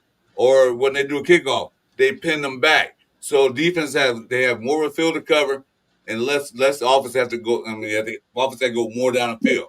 When the team is starting, their average starting point is the 45 to 50-yard line. The defense is like already in the hole already. So that's the key to victory. Get the goddamn special team working like they should be working. Because I know for years the Raiders always had a good special team. You got good punters, good kickers, good coverage. This is the first year I've seen this special team look so damn bad. It reminds me of the guys playing on the street, man, playing regular football on the street. That's what it looks like to me. So Yeah. that's my key to victory. Real quick before anybody else says anything else, Las Vegas Aces just won the WNBA championship. Just Did Their they? third championship in 4 seasons. If only we could get so fucking lucky. But Josh, real quick, there's 2 people in the chat here. Chirpy Soul said, "Bring me on the pod, Hobo Raider." Oh, absolutely. I I'm going can get screenshot you this so I remember. Yeah, Trippy, if you hit me up, send me your info, and I can get you 2 in touch with each other because I got Josh's email and everything. And Pudx said, Pug 15 says, similar story, bro. Homeless to lawyer. Hit me up if you ever want to collab. Yeah, So, I just screenshotted that comment too, so I'll remember his handle. Yeah, Yeah. thanks, brothers. Don't Thanks. forget me, Accelerator. I will come on your show. And Absolutely, man. Well, I see you all the time too, so there's no way I'd forget you. But but no, I appreciate that, man. I really do. and we're gonna get you going, get you rolling. It's all part of the franchise. Yeah. Yep. What's up, Raider Man 81? No turnovers and cause some on D, definitely. What's up, Eric, man? Hey, Dave, what do you think? Yeah, What do we got to do? I think you guys hit it on the head right here. To me, it was to limit turnovers, and to me, that means to run the ball with Ashton Genty. I said earlier on my preview video that was posted today that I wanted to see a combination of Mostert and Genty get over like 35, 40 carries, because that's how we control this game. That's how we keep the opposing offense off of the field. And that's exactly how we keep the ball out of Geno's hands and causing turnovers, is by giving the ball to them. So that's exactly what I want to see. Yeah, Jeff, you probably have pretty much the same thing to say, right? And Pud's right too, because we talked about this the other night on the Raider Connection, and Nate and I talked about it last night too. Was Geno coming out in that press conference and just blaming everybody else but him, which was that's your captain. You're captain on that offense, and you're out there blaming everybody else and everything else but yourself. It's you. You're the reason. You're the reason those interceptions are being thrown. It's not Genty's fault. It's not the offensive line's fault. You're throwing the ball. Yeah. You're the one that's not seeing the defense or the defense players around the fucking receiver. Unfortunately, though, Jeff, in my opinion, Pete Carroll's catering to that. Pete Carroll's going out there making excuses for him. Well, like I said, if you watch 805's and Severe and Chris's breakdown of the game, I saw like 3 touchdown passes Geno could have. Didn't see it. They were wide open, too. It wasn't like, they were covered up. So he's just not even looking at the field. He got one key target in his mind. He's looking at that guy, staring him down, then he throws into double coverage, triple coverage.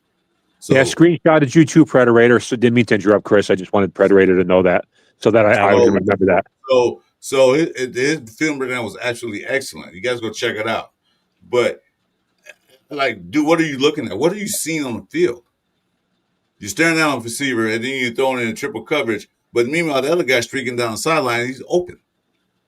I forgot who it was, 805. You mentioned, tell me that player was. I saw that. That was ridiculous. And he dropped it off he dumped it off someone in the backfield for a 3-yard gain. Who's getting open? Because no, it was somebody on that one play that 805. He can refresh. I forgot who it was, but he showed a film breakdown. He was wide open, and then he missed that throw to. It was Tucker. That Betch running right down the middle of the field. Yeah. Ian Thomas was wide open too, but then you look at the play, he got face mask. They didn't call it. Got slowed up in his route, but it's a lot of times they were open. Hey, didn't Genty used to do some kick returning in college, or am I getting them confused? He did something a little bit, not much. Yeah, don't forget, we got to win by 14 or it doesn't count as a win, right, Nate? Yeah. That was from Wednesday night show. Well, He's like, we got to win by more for it to count. I'm like, I don't care if we win by a half a point if it's possible. I don't care if we win by a 1/10 of a point. As long as we win the damn game, I just want to. I don't care if it's 2-0. We win by a safety at the start of the game and then nobody scores. It's a boring game. Well, we're up here by 3.5. That's unusual that we're favoring the game. I would bet odds with Vegas that we don't win by 14 once this year. Get the favorite for the most part. Hey, I'm going to check out for the rest of the night. If you guys are on at 3:00 in the morning still, that ain't happening. Bye. Say that right now. You'll wake up at 7 and we'll still be here. But then again, once again, tomorrow, just a reminder for everybody, tomorrow, Last Call podcast, myself, Jeff, Christopher Raiders. No, I'm not going to be there. I got my pink slip today, so I'm not going to be there. You got fired on your day off? Yep. Fired himself. He's HR. He's fired himself. I laid myself off so I get that unemployment. Don't make me drive down to California City myself. You won't find me. Yeah. So, anyways, gentlemen, you see 5 messages in the chat. Talk to you guys later. Yeah. All right, Jason. See you later, brother. Guys, I would bet odds with Vegas that we don't have a 14-point win this whole year. Yeah. I would not. You're right. No, I disagree. We have 14-point win in practice. Well, according to Pete Carroll, a game is practice. We will so- beat our own defense by 14 points. Yeah, That's in what we'll do. practice. We'll have a scrimmage game with some high school team. We'll I beat don't them by even think 15. we could Probably beat our lose own- that I too. don't think we Probably can lose beat that too. ourselves in this room if we're that bad. We'll play someone from Snoop Dogg's football league, and Yeah, we'll go beat against them by 14. go to We get a bunch of We'd kids. probably lose to Bishop Gorman. Yes, Chris at the Slauson line. I Hey, ain't been there. Snoop has gotten a lot of people into the NFL. Yeah, you did. I haven't been there in years, Prairie Red. I don't know if it's still there. I don't know. It's been long since I've been there. I know you're talking about Slauson Wall Swap meet. That was that. Yeah, don't forget the game's a practice. It's a process. We're they need to practice while they're out there in the middle of a game, in the middle of an NFL season. But we're still practicing and ensuing confidence. I don't know what kind of confidence anybody's got right now in this fucking team. No, I only know about the Slauson Yeah. swap meet from rap songs. Just so you guys know. Oh, yeah, that was a play. That was a spot.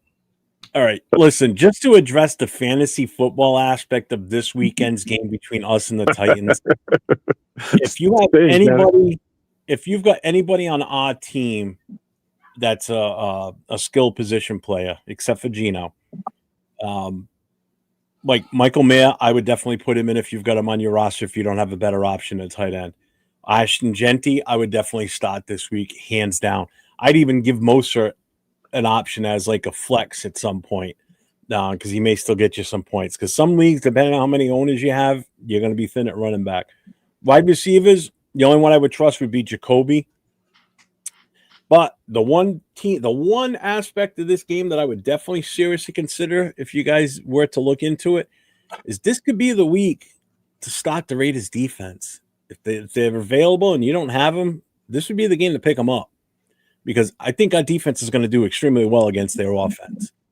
The Raiders always have one really good special teams performance during the season for fantasy, and I think this is the game. If you look at the rest of the schedule, this is the one. I'm telling you, I think this is the one if you're going to do it. I agree with you, Jeff. Hey, Leo. If you're in a 20-man I agree with Leo 100%. Leo. 20-man Leo, league, for the first time, I signed up for that prize pick. My name was. I signed up for that. I was just messing around, see how I did. I picked Genty for 67 yards, 67.5 yards. That bastard got 67 exactly. I picked Gio Smith to get 9.5 yards on the run. He got what 8, 7. So I'm done with the Raiders, man, and all that shit. I ain't pick no more prize picks. Cost me $20. If you look at if you just look at projections, the Raiders defense is projected to do pretty damn well this week. Listen, it's a rookie quarterback. They've got really no running game.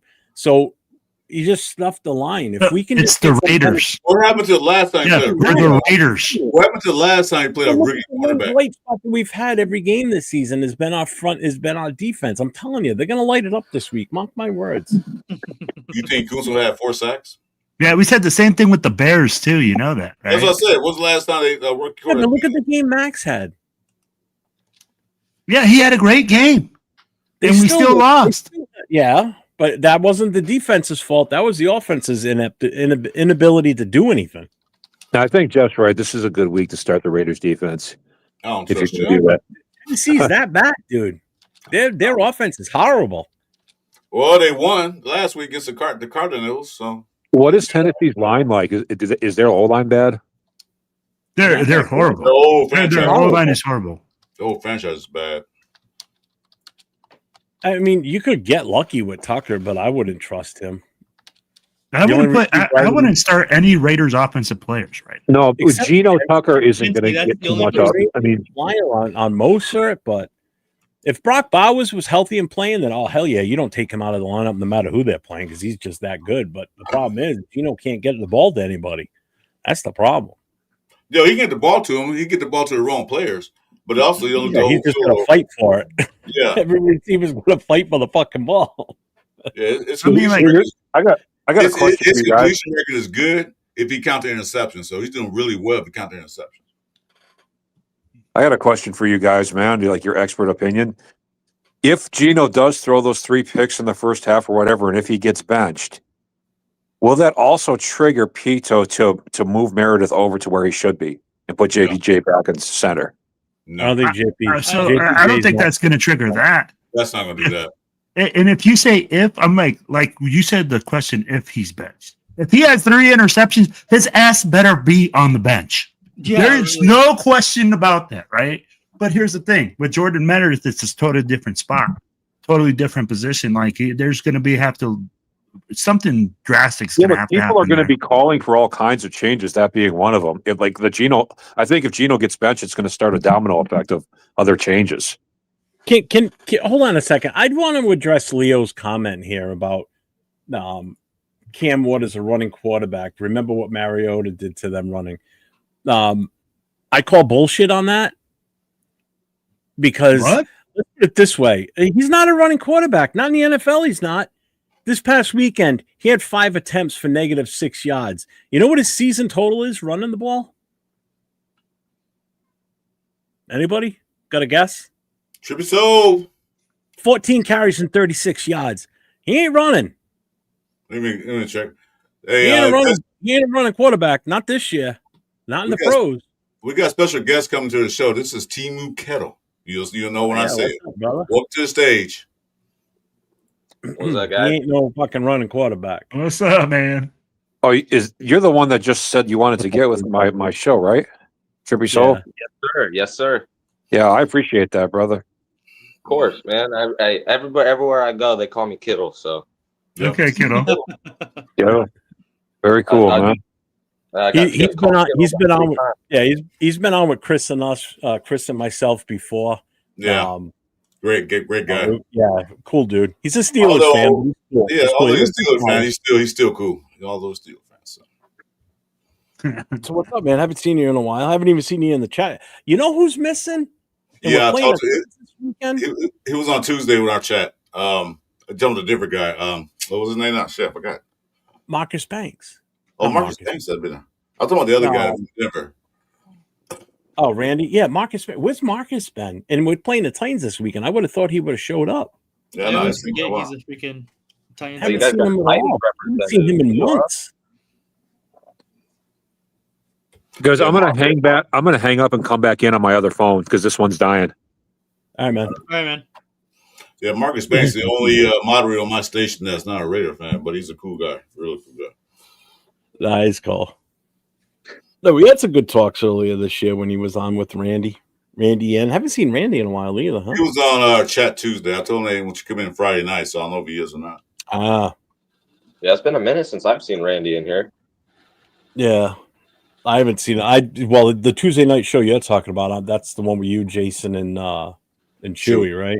Yeah, he was in chat there. I told him, hey, man, you got Friday night show. Make sure, hey, try to come in. I ain't seen in a while. So, what do you guys think about Genty having more rushing yards after contact than total rushing yards? Our offensive line is trash.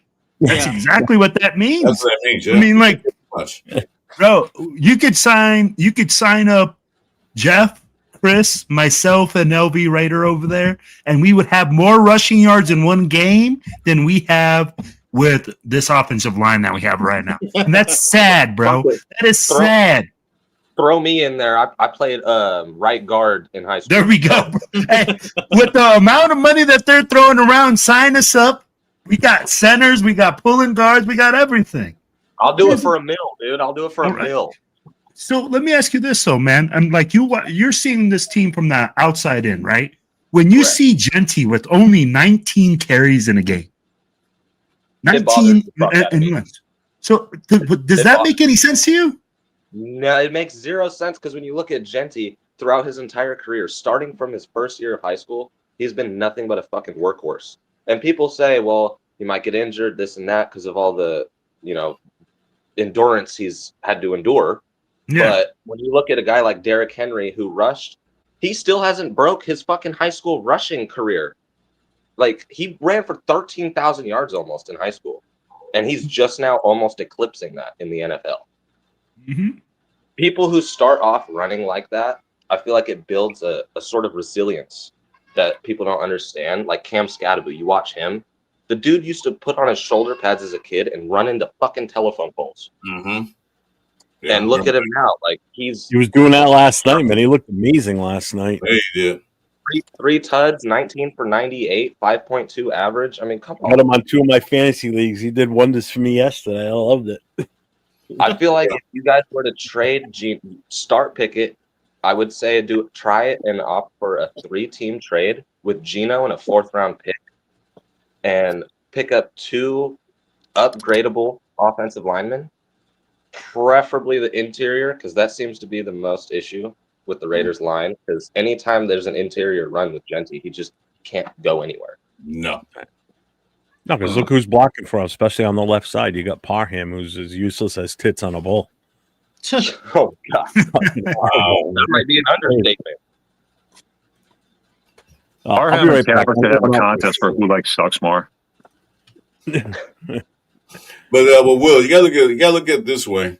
Mhm. Genty should have at least about 20, 25 carries a game. I say I agree. Okay. The one Minimum. thing it doesn't get that many carries is that we get behind the game. So once we get behind, it turns to a passing game. Correct. But they don't use him like they should use. Like that first drive was excellent. It was all scripted.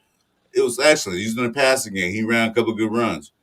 But then after that, after we bogged down to the 3-yard line, could get a touchdown. And then when they come down and score a touchdown, then we got behind the 8 ball. So now it turns to a passing league. Then Geno Smith thinks in his mind that I got to take over to save this team. And that's where we fail at. We can't rely on one person to take us to the promised land. It takes a group effort. So Geno think, hey, we're down. I got to throw the ball 50 times in the game. Yeah, but you're doing like 8 interceptions, dude. Stop. What got down the field for that almost touchdown was Genty running the damn ball and catching the ball off that backfield. It wasn't Geno throwing big passes. He had one pass or something like that, but it was Genty running the ball, catching the ball. So they got away from that and left up to Geno Smith to carry us to get that lead back. And what did he do? Interception. Fail. Third now. 3 downs and out. So that got to change. If it's not broke, why are you gonna try to fix it? I mean, it's the same thing when you watched Trey Tucker catch 3 touchdowns for fucking 40 yards or something like that. 145. Play action, pound the rock with Genty, deep ball to Trey Tucker. It's simple. Yeah. If it ain't broke, don't fix it. They got stops that run early in the game. I understand what they did was scripted, but they got stops that run the game. If he can't run inside, then make some plays where he can get outside around the tackles. I know our left tackle don't do too good. Our right tackle is not looking like I thought he would look this year. He's kind of taking a step back. What do you think, Nate? Do you think he's taking a step back? Yeah, he taking doesn't it look back. good at all this year. DJ Glaze. He doesn't Oh, look TJ good at Glaze, all. yeah. He's been getting blown up. Every single game he gets blown up at least one time. But yeah, it's the combination. If you don't have an offensive line, it's hard to establish a run, especially like how you brought up that Genty's yards after contact is more than his yards total. That's just absolutely fucking insane. That should never happen, especially when you come into Pete Carroll is known as a run first head coach. Like he has been known that for his entire career as a head coach. And so the fact that we come out, and I understand like the first week because we could not establish a run in the rain. They were shit. Like they stopped our run in the first game. So we leaned on Geno. And then I think after that performance from Geno just, he got his head too big or something, or the coaches just believed in him too much. And now we're paying the price for it because now we're asking him to do Superman type shit, and he's not a Superman type quarterback. Yeah, he's a mid quarterback at best. Exactly. But I say he's better than we had last year. But then look at what we had last year. Look at what they had, and compared to what we had, it's about basically the same thing. Oh, Geno can still do well in the NFL, but he needs a loaded squad, and we don't have a loaded squad. Right. No, we don't. Yeah. We don't have the receivers to create separation like he had DK Metcalf and what's his name. We don't have receivers that do that. Our receivers can't create separations. I think the biggest thing we missed was our 2 tight ends. That was the biggest thing we missed. We get one back this week. Brock Bowers' question is day by day. Come back. At least we get one tight end that can block and can run and can catch. So that's good news. But when you depend on a rookie to take you over the top, and no. I mean, I think we need. He might be good in another year or so, but he got to put on some. Like I said earlier, he got to put on some muscle, dude. Because those DBs is abusing him at the line of scrimmage. Yeah. Well, we don't have a true number one receiver, too, and we kind of forget about that and all the other problems that we have. But a true number one receiver would help us a lot because every receiver we have would be maybe a decent number two on another team or decent number three, but we don't have really a true number one that can put the team on his back. So we need to we've got a little bit of cap space money. We need to probably spend a little money on that, like by the trade deadline or at least at the end of the year. Well, what's good right now? What's good about a number one receiver when they can't block for Geno and Geno keep throwing interceptions? That number one receiver is not going to be number one no more. It's going to be useless. He'll be out there like some of these players are. Just out there useless. I expected. I'm sorry. Go ahead. No, I was just going to say, if you look at the history of Pete Carroll, especially in the NFL, his Seattle teams never had a solidified, bona fide number one wide receiver. It was always by committee. Golden Tate, those guys weren't number one wide receivers. They were very good. Don't get me wrong, but they weren't number one wide receivers. So I don't believe that we're going to go ahead and go get the number one bona fide Jay Jettas, Jamar Chase, Megatron, whatever, whoever you have as your number one. I don't think that's who we're going to try to apply to get, because again, if you look at Pete Carroll's history in Seattle, it was always Marshawn Lynch, or they had bigger backs. They would always ran the ball. So I don't think that's where our philosophy is going to go towards. And I'm surprised it's even at this point now, considering that we're leaning so hard on Geno Smith to pass the ball as often as we are, because we have the workhorse back that is able to tote all these carries. We're just not giving him the opportunities to. Well, so now we got two backs. We got a versatile backfield now. Before we didn't have that. Now we got two backs. Mostert can look good long as he's healthy, and then you got Genty. So Genty can be the workhorse, and then Mostert come in and take a breath, sit down for a minute. I'll do this. So we got that. We have the tight ends. We have that. Number one receiver, maybe not. But Geno Smith is not spreading the ball around to open receivers. That's what I'm looking at right now. He got his eye fixated on one receiver. The play calls for the X receiver might be Jacoby Myers. He fixated on just Jacoby Myers. He's not looking at Thornton or Tucker or he's got a laser focus on Jacoby for sure. Yeah, he has tunnel vision when it comes to Jacoby's the X receiver. So that means he's the number one target. And then the Y and the other guys, they're supplementary. So he got his binoculars on or his telescope on just on Jacoby, and defense sees that. That's why they jumping the routes. Thornton sucks. You know what? Trippy didn't like my receiver. Trippy didn't like my receiver comment at all. I saw him roll his eyes and stuff as soon as I said that. I was in favor of banning Leo from this chat, man. Say I. What's up, Leo?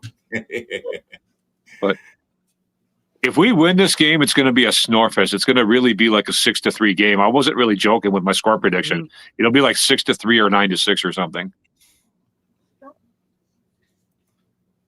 Because it's just going to be a contest of who wants to give the game away to the other team more. You know what I'm saying? All right, who wants it more? But do the Red Reed want this game? Yeah, this is a must win.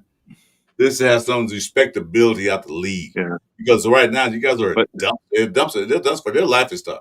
I mean, it's the Raiders because they have something to talk about. The Raiders, how bad they are. But the Raiders are going to try to give the game to the Titans. The Titans are going to try to give the game back to the Raiders, and it's just going to be. I said the other night it's going to be like watching the '70s Cardinals play the '80s Buccaneers. Man, it's going to be like that bad. Oh, funny. That's a good one. Man, but I mean, it could. I mean, we could score a couple touchdowns if Genty breaks off a couple of nice runs or whatever. But I don't know. Have we scored more than 2 touchdowns in any game? Yeah. Yeah, with Trey Tucker. Trey Tucker caught 3. I got 3. Yeah. Oh doing yeah, that. that's right. That's right. That was garbage time. Now. What was that first? I think that was like first or second game of the season. Yeah, Yeah, second game. Second I forgot game. who were you even playing. You guys Who did we scored play? That was the Washington game. That was Oh Washington. yeah.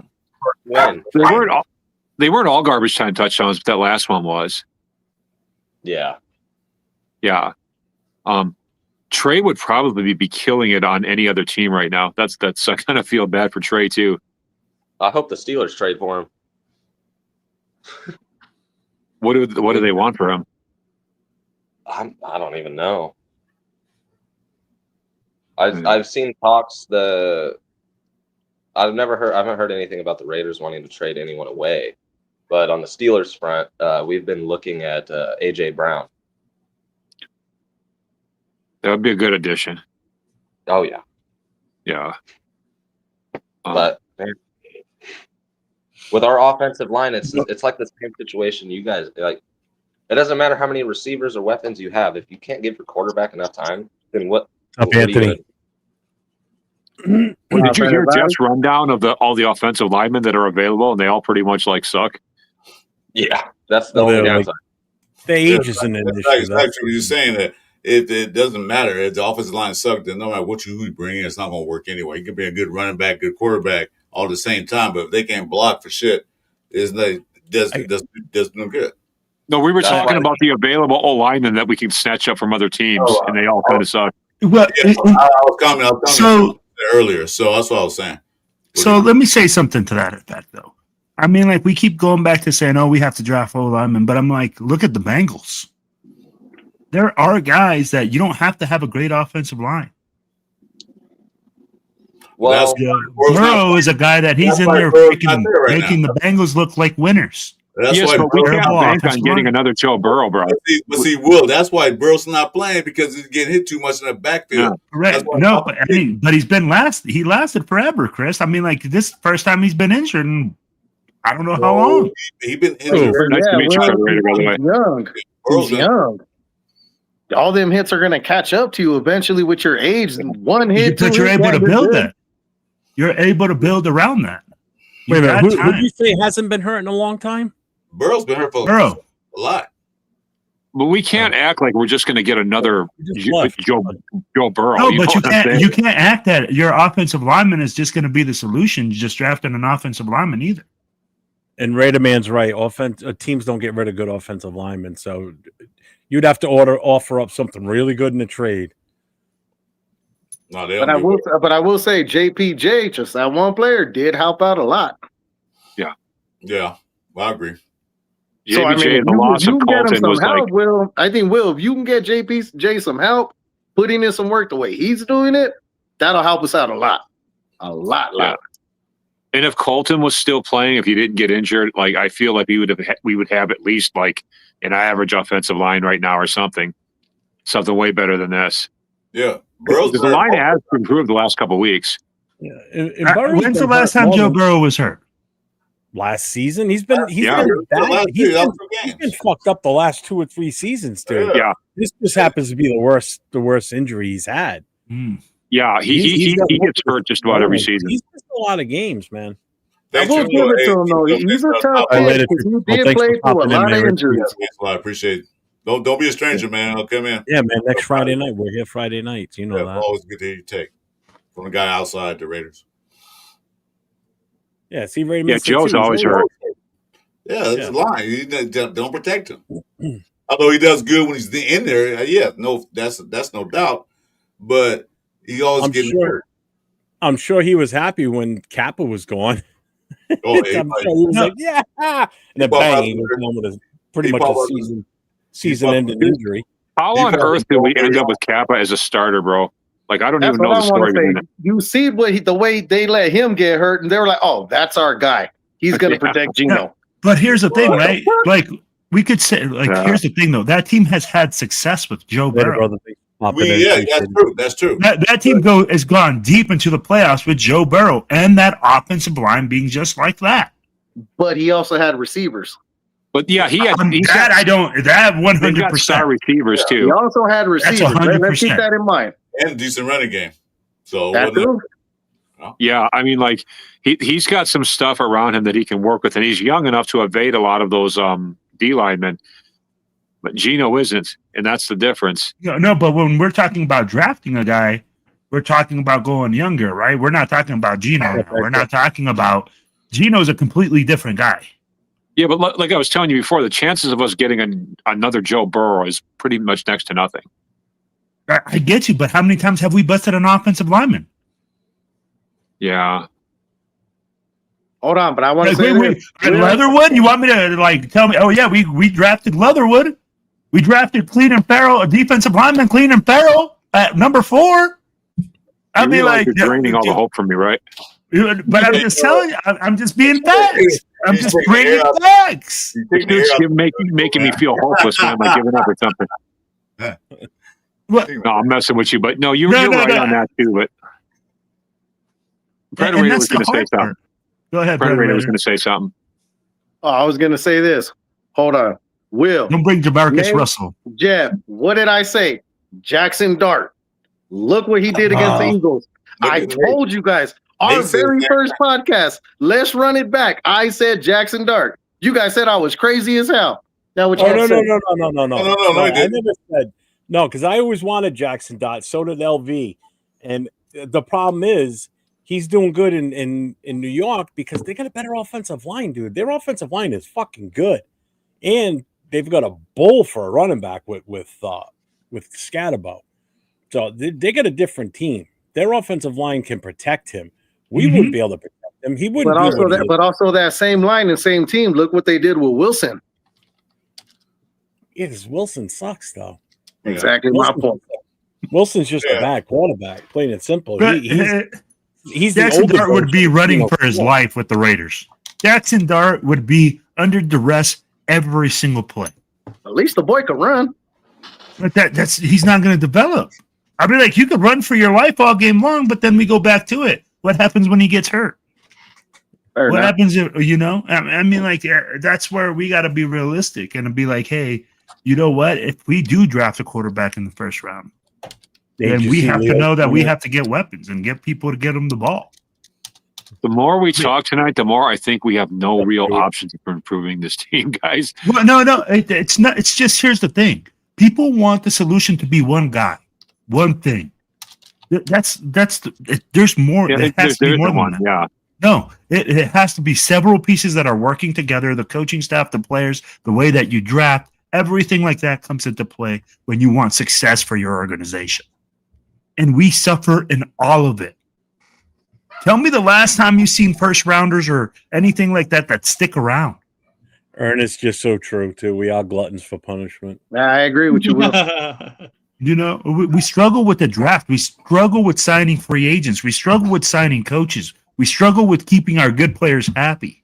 Well, with that, like me and Jeff were talking last night. Look at Carr. In 8-9 seasons, 6 coaches? How is that a recipe for success? But look how many systems he had, but he did what he could do with what he had. And that doesn't even include the offensive coordinators and everything. Man, Alex, he didn't really have a decent game foresight. 805 picked him apart too. So, but how many seasons would Carr find that connection with that one receiver? Look at Aguilar, Crabtree. He had so many receivers that he'd find that one guy, Waller, Renfro. What about when everybody was injured and he was winning games with just Renfro? Derek Carr was a master at using the tight end, like no, probably few others ever. He's probably, if you're going to have a goat of making use of your tight ends as a quarterback, Carr's got to be in the top 5 with that, because he made star tight ends just about everybody he played with. But we do have one thing working for us, like the fact of Pete Carroll being here and the fact of now Tom Brady being here means we have some star power here that might attract some talent. You know what I mean? Not after this year. I mean, what? Pete Carroll ain't attracting anybody. I'd be like, we're 1-4.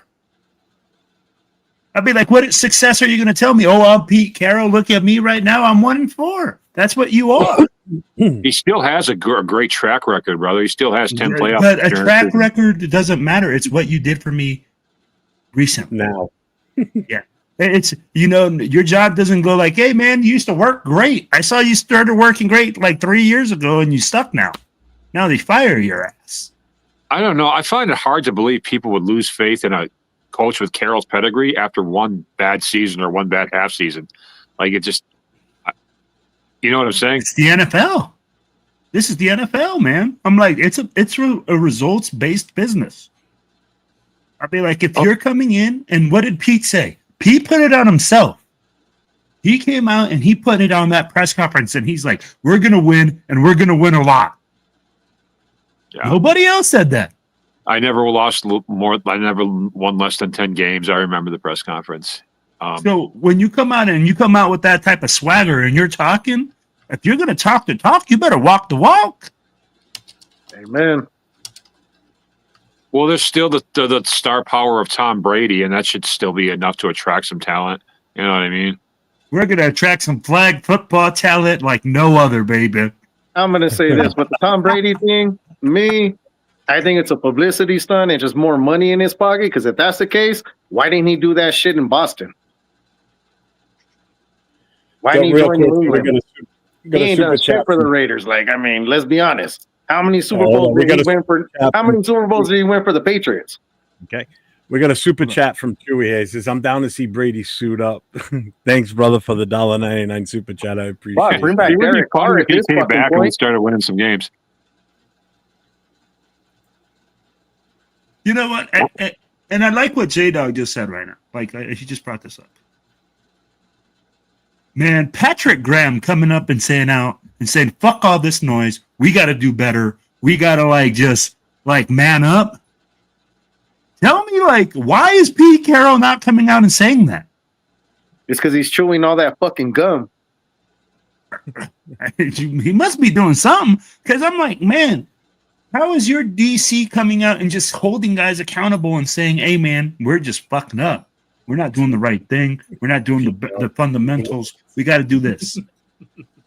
But let's be real. How many years have we gone through with a QB in this situation? How many times have we gone through this year? Our defense kept us in there. Our defense have won us games, and our offense just don't do shit. Get ready, man. Yeah,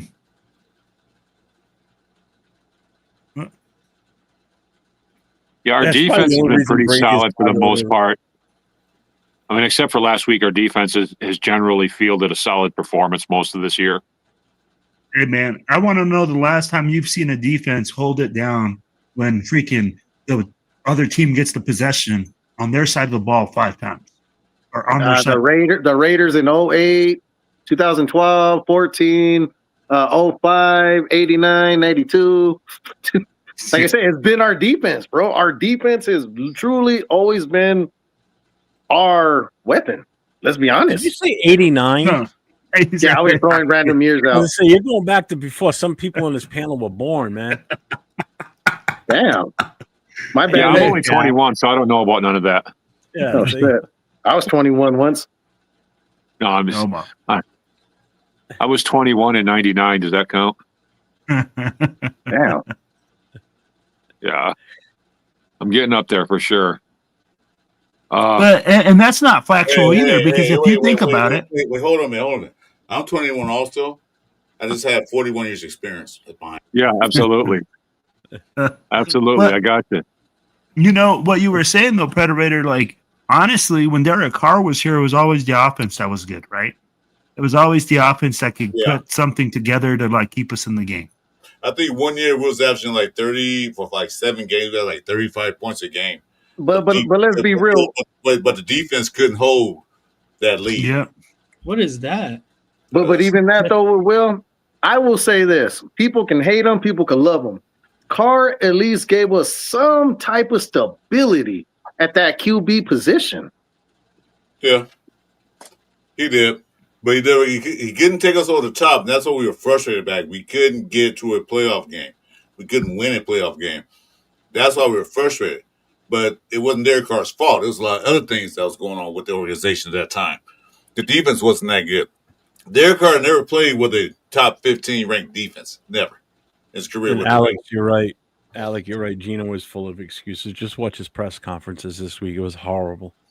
Hey, who's that? You want to climb through the screen and just choke him out watching those. That was Who's on the just awful. screen? Hey, what's up, Rafi? What's up, Rafa? Rafa. Everybody else. Moo. Gino's going to blame Genty if we lose this week. No, If we lose to the Titans, Gino's going to get up there and be like, "Well, I don't know what Genty was doing this game. I don't, No, if we win, Gino's gonna take all the credit. No, What the fuck, what, Guano? What did I do? Why are you saying what the fuck? Hey, Jeff, can you pull up some Rex Grossman stats? Rex Grossman. Rex Grossman. Why are you Well, we're putting up Rex Grossman. Because I was saying earlier that Gino was reminding me a lot of Rex Grossman. Oh, man. And is this thing out there called Google? Use it. Yeah, hang on. I got those right here. Where's the button that we press that booze this man? Did this one? That one? Oh, I got that one. Hold on. I'm like 3 for 18 for like 40 yards was like a regular Rex Grossman game. So, who's going to put this out? All right. I love it. Hey, does Gino get benched next game? No. Yes or no? No. No. The whole panel agrees no, right? I'm gonna say Probably second. No, I'm gonna say second interception. Unless he gets hurt. Unless he gets hurt, No. he's not being benched. Right. So, Or unless he has like the 3 interception half that I don't. feel I don't even think that happens. No. Even if he has What's three up, interception Diesel? games, Welcome he in, doesn't man. get benched. does he start all season long? Yeah. So, on this panel, I want to know if you think he's going to start all season long, no matter what. Barring injury, yeah. Yeah, let's get hurt. Other than that, yeah, he's starting. Yeah. Rafa, what do you think? Not even close right now. No, No? because Predators, no?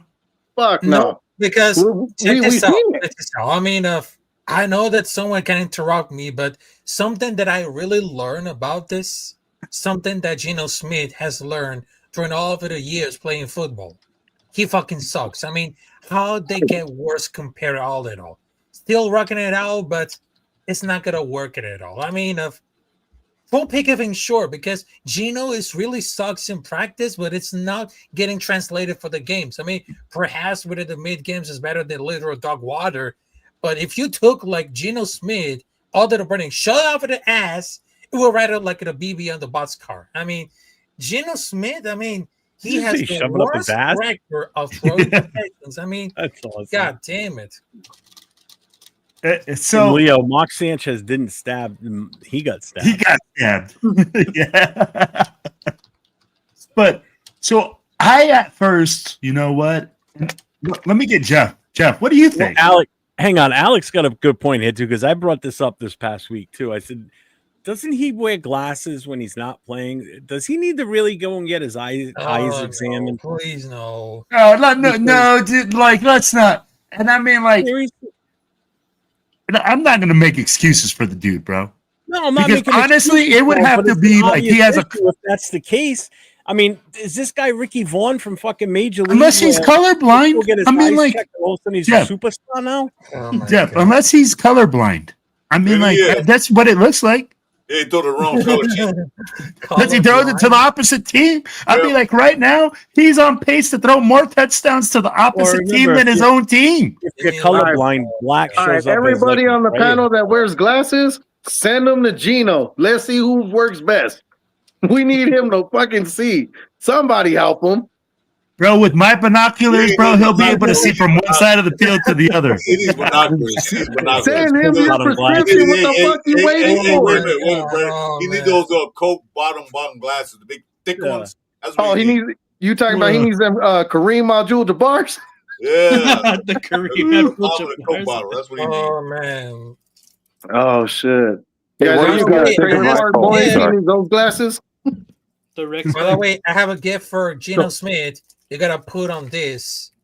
I have some new glasses for Geno Smith. Who wants that? The quadfocals. Well, No, I think the blackout glasses. but like, they you black can't see through them. That's what he's throwing now. Why do you need those? No, I think that's what he's wearing now. No, he needs Yeah, clear exactly. glasses. You don't need those. No, he needs a visor, a dark Oh my visor, God. so the No, defense a can't see his visor, eyes no. who he's We looking don't want at. to see Josh McDaniels. No, a visor? No, not gonna happen. No, not that kind of visor. The shield over the eyes and tinted, so the defense can't see his eyes who he's looking at. Yeah, I know. Okay. So, hey, Arnie's got a question here for the panel. We've kind of already hit this a little bit, but question: when will Pete replace Geno Smith? After the bye week end or season or Chiefs game? When he gets hurt. Ooh. Yeah, guys, what do you think of my prediction that Geno Smith will get hurt by like game 8 or 9? Because I really think that's going to happen. I mean, I don't want to see the guy get hurt. I don't want to, but I'm just thinking it's going to. So I'm going to make this prediction. Okay. If you see 3 interceptions coming out of Geno, expect him to come up lame and look for a substitute. Okay. Because he's going to be like, oh, Faking the injury. you know, I was injured, so I couldn't get it together. That's what I'm thinking. I'm like, dude. But I think Geno will not get benched unless he gets 2 more 3 interception games. I think after 2 more, there's no way that Pete Carroll can continuously make excuses. I think Chip Kelly's going to come out. I'd be like, Chip Kelly, I already think is pissed off that freaking him and freaking Pete are not looking eye to eye on offensive situational football. So I think that a lot of things are going to come out if you see Geno continue to freaking struggle. But I think it's going to take the bye week. I think after the Chiefs game, if he throws 6 picks in the next 2 games, he's out. Oh, he's definitely throwing some picks in that Chiefs game, too. You just know it. And I don't want to be that guy. I'd be like, at the end of the day, like, do I think we can beat the Chiefs? No. But am I hopeful? Yeah. Or like run the football. Like, don't be stupid. Jeff, I wasn't saying that I hope Geno. Jeff, I wasn't saying that I hope Geno gets injured. I just think it's going to happen because, yeah, because of how scared he's playing and how the line is. It's just a bad combination. But Rayman's got a point too. You think with that $40 million he's got, he'd get some lens crafters. But hey, Will, let me touch a little bit on that what you guys were saying, and I agree with you guys. But you guys are saying that he's not going to get benched. Let's not forget, it wasn't that long ago we just paid for Garoppolo's bitch ass, and then were we not in that stadium saying start O'Connell? Were we not begging for that? Were we not begging to hire AP? We got O'Connell. We started him. That was a different mindset, though. Yeah, listen, that was a different coach. Yeah. When they fired McDummy, the AP took over. He wanted to start 8OC. That was his decision. So that was a different coach. But I'm gonna say, being at multiple games in that stadium, I don't know how many different games I heard start O'Connell. Yeah, no. Here's the thing, though. I'm gonna say it like this. Please. This organization will never have success if they keep listening to the fans. You hit it right on the spot. And I'm going to be 100% with that. Success isn't going to come from listening to the fans. They listen. And I mean, like, when you think that AP hire, they went and did a bunch of research on a bunch of other coaches, and they went like, oh yeah, AP's the best qualified coach. If you're telling me that AP was the best qualified coach at that time, I'm seriously having to look at what research you did. Well, AP was a rookie. AP built up a lot of momentum because of that 5-game win streak at the end of that season, man. But you can build up momentum. But what I'm saying is was he the most qualified coach at that time to become head coach of the Raiders? Well, the players wanted it, though. The players were firmly behind him at that time, so that kind of helped make a lot of decisions in that direction too. But, remember, the players were really with him. We forget that the players were firmly behind him becoming head coach. Yeah, and Will, don't forget, he also beat the Chiefs with O'Connell. At that Let's time, not forget that. At that time, when they fired McDummy, what coach out there was available to come in mid-season to take over the Raiders? I mean, they could have got somebody else, maybe an offensive coordinator that was there already, but they fired him. He was the interim, Chris. Then you had to hire him the next season. No, And in that offseason, you have to hire a coach. I know. I'm talking about when they brought AP do it mid-season when they fired McDermott. What other coaches did they have? What other coaches are they going to bring in mid-season? No, Now, no. Don't forget, we got Rick Bisaccia the same way. All the season they didn't have to hire AP. Remember, they do Bisaccia that way. They didn't hire him, so they didn't have to hire him next year. They could have went and found a new coach, completely different. But they didn't. They chose AP because, like, whoever said that, we the fans wanted AP so bad for what he did the last part of the season. Do you guys remember who the coaching candidates were at that time? I just wanted to bring that up. I don't. I don't remember. There wasn't like a lot out there. I know that. The best one, in my opinion, was Eric Bieniemy, who is not even an offensive coordinator in college right now. Yeah, Eric Bieniemy. Yes, right. It was Eric Bieniemy, but they didn't want him because he had some issues. Eric Bieniemy, Flores from Miami, who just got off. He had just gotten fired from Miami. Tom Flores, or not Tom Flores. Harbaugh wasn't available. The lawsuit. Harbaugh wasn't available. He was available, but he wasn't coming here. He was, yeah. Harbaugh was never going to come. He didn't even come. There was no way. There was absolutely no way. You say Chicago, or you went to even the Chargers? Or the Chargers, yeah. There was no way. I never thought that was a viable option. That's why I bring it up, because there was legit nobody else out there that you could have confidence in, especially with the guy who just came off a 5-game win streak, who has continuity already in the locker room, and the players obviously want them. The players and the fans were begging for him. The Raiders' hands were essentially tied. Like, there was no. Yeah, correct. I'm not disagreeing with you on that. But what I'm saying here is, did we have success?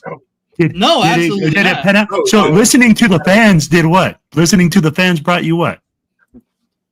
Exactly. Another fucking loss. Yeah, but another last year. We were catfish into that season. We were catfish. Yes, we were. Chris, I agree. We were catfish for sure.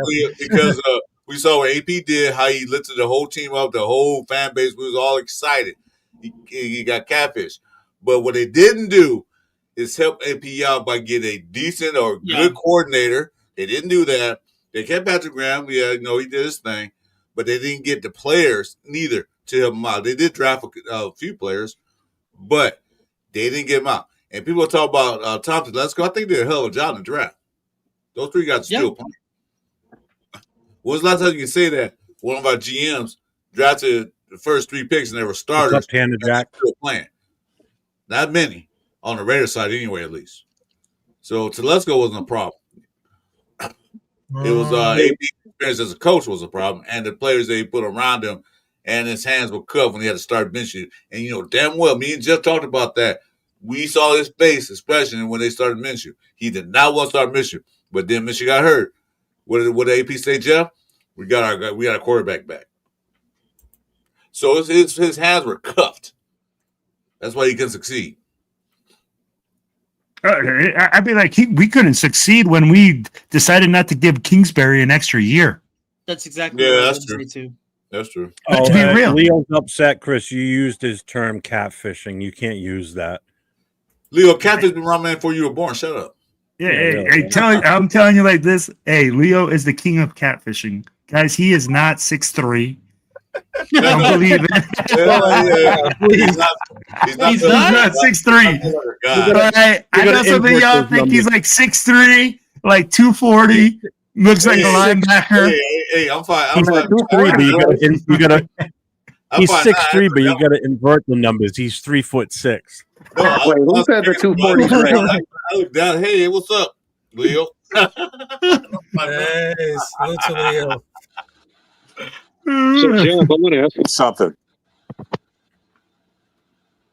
Jeff, I want to ask you something. Go ahead. Okay, so every week you predict this 30-point score for the Raiders, right? Gosh. You're gonna stick with it until it happens. We'll get 30. Yep. I want to ask you, if we get 30 points against the Titans, how do you see that playing out? How does that happen in your mind? How's that happen? 4 touchdowns. Yeah, but how does it? Does Jetty get 2 and the Trey get 2? Sorry, 5 touchdowns. It's fine. Genty gets 4 points and a safety. There we go. It's 30 points right there. Genty ends up with 3 touchdowns without a doubt. Mostert. How many touches does he have to get? How many touches does he have to get 3 touchdowns, Jeff?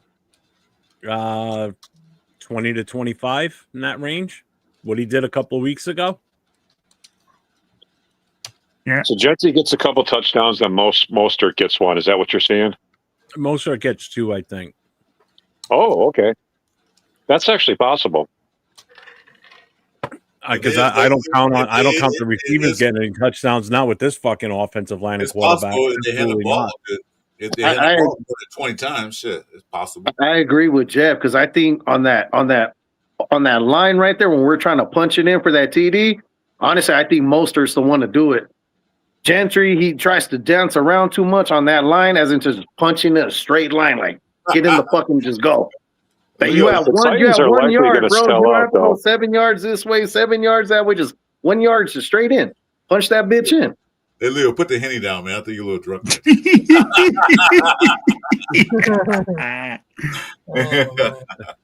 I'm pretty sure the Titans are going to stack the box all game long, though. Well, Yeah. Why not? Something else from you guys. Their defensive line isn't bad either. Yeah.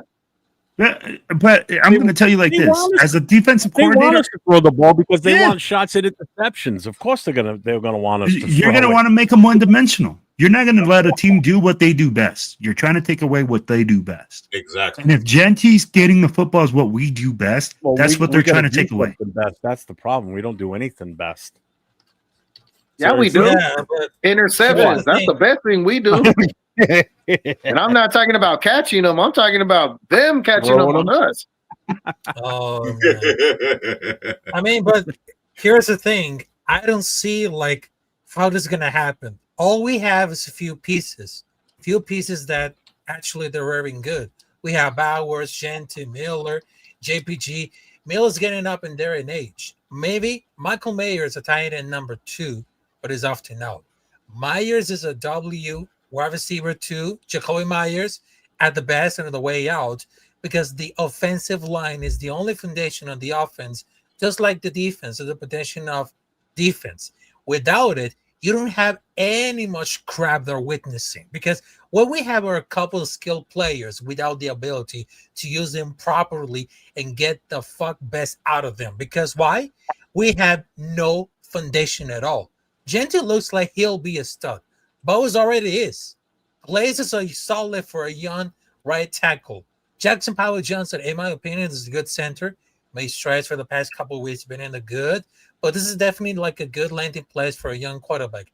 That team could still use a true number 1 receiver on offense. And then be maybe one-dimensional interior online working out plus at your stead. Because the defense, on the other hand, just like an infusion of great talent. Outside of Mats, no one's consistent stand up, because if it's really just a protections guard, they would cut it. I won't pretend how to break down responsibilities for those calls between the center and quarterback for us right now, because all we wanted for the games, because right now it's all about winning. I can handle tough losses. I can handle looking at if you don't belong to the pros, because for right now, it's going to be so much better, but the offensive is going to be playing well, but it's not going to really easy to beat against the Tennessee Titans. I know that we suck, but we had to do at the perfect time with a lot of discipline, blood, sweat, and tears. And no matter what happens about for the Nets, we had to do anything better. So I will tell to Geno Smith, wake the fuck up, choose violence, and of course, you need to practice a lot of things more as a quarterback. Aston Genty, you're getting more reps. Also for Brock Bowers, you get a lot of more reps than that. And of course, all the team needs a lot of more discipline, because that's the Al Davis sense that we're going to make it at all. Or sooner or later, we're going to do like something, everything else. Or it's too late, because I don't want it to waste another time to losing like another L coming up there. We're the motherfucking Red Nation, because we'll handle the situation. Sooner or later, we get a lot of things better. I agree. Well said. I want to bring up. But let me touch on that though. With Myers, do you think Myers is playing the way he's playing right now because he didn't get that contract he wanted? No. No, it's just because Gino's doing Gino things. I'd be like, well, like you can't throw the ball through yourself. Amen. LB, go ahead, bro. Oh, I was gonna say what Edgar Sosa is saying. I want to touch on it. Like, if we do end up losing to the Science team, what is your guys' thoughts after that? What is the plan after That's that? the breaking point to make some changes. That's the breaking. I almost hope we lose in that sense, because that would be the breaking point where fans are going to demand changes, and they're going to have to make a bunch of real changes. You know what I'm saying? So what changes would you make? Well, first of all, I would put JPJ back at center where he belongs. First of all, I think that alone is going to help a lot of things. As far as the other things, fire Brennan Carroll for sure. Just get him out of there. I don't know who we bring in, or if somebody wants to take over dual duty or whatever. Those are my main two changes. The rest, this is such a mess, I don't even know. But whatever changes we need to make with the rest of it, but certainly Brennan Carroll and JPJ back at center. Okay. Nate? To me, I honestly have no clue. At that point, I know, like, not even just us, but Raider Nation in general is going to be asking for heads on a silver platter. Whether it's Geno Smith, Chip Kelly, even Pete Carroll, I think the seats are going to get extremely, extremely hot after that if we end up losing this game. Because I don't think, even if we lose, that changes are going to be made. Because if changes were going to be made and we were going to evaluate talent, we should have started that this past week, where we were the entire fourth quarter, it basically meant nothing, and we kept Geno Smith out there. Like, why not give Kenny Pickett a shot? He hasn't played in any preseason games. He hasn't played in any regular season games. We haven't seen him as a Raider, not once. So, what if we're already practicing, like Pete Carroll said at the end of that game? Why not practice with people that haven't been in game time situations with the team? That's what I don't understand right there. We're still in practice mode. Exactly. Per Pete. And if Geno Smith is the long-term answer at quarterback, your long-term answer, whether that's the right decision or not, you're going to keep him in a fourth quarter game where we're down by 30 plus points and potentially getting him hurt. It didn't make any sense. Plus, Ashton Jeanty midway fourth quarter was already out for the rest of the game. They pulled him. So why are we not evaluating talent at that point? Those are opportunities that you have to take to, okay, let's bring in the rookie guard tackle that we brought in. Let's bring in the guy we traded for at quarterback. Those are the opportunities you have to take to see what you have for the future of this team. Because if you're going to stay here for the rest of your contract tenure, you have to look for the future as well. We can't just be all about this season right now, because obviously it's not working out. That's what I said, Nate, Tuesday night. I said, okay, we're getting our butts kicked.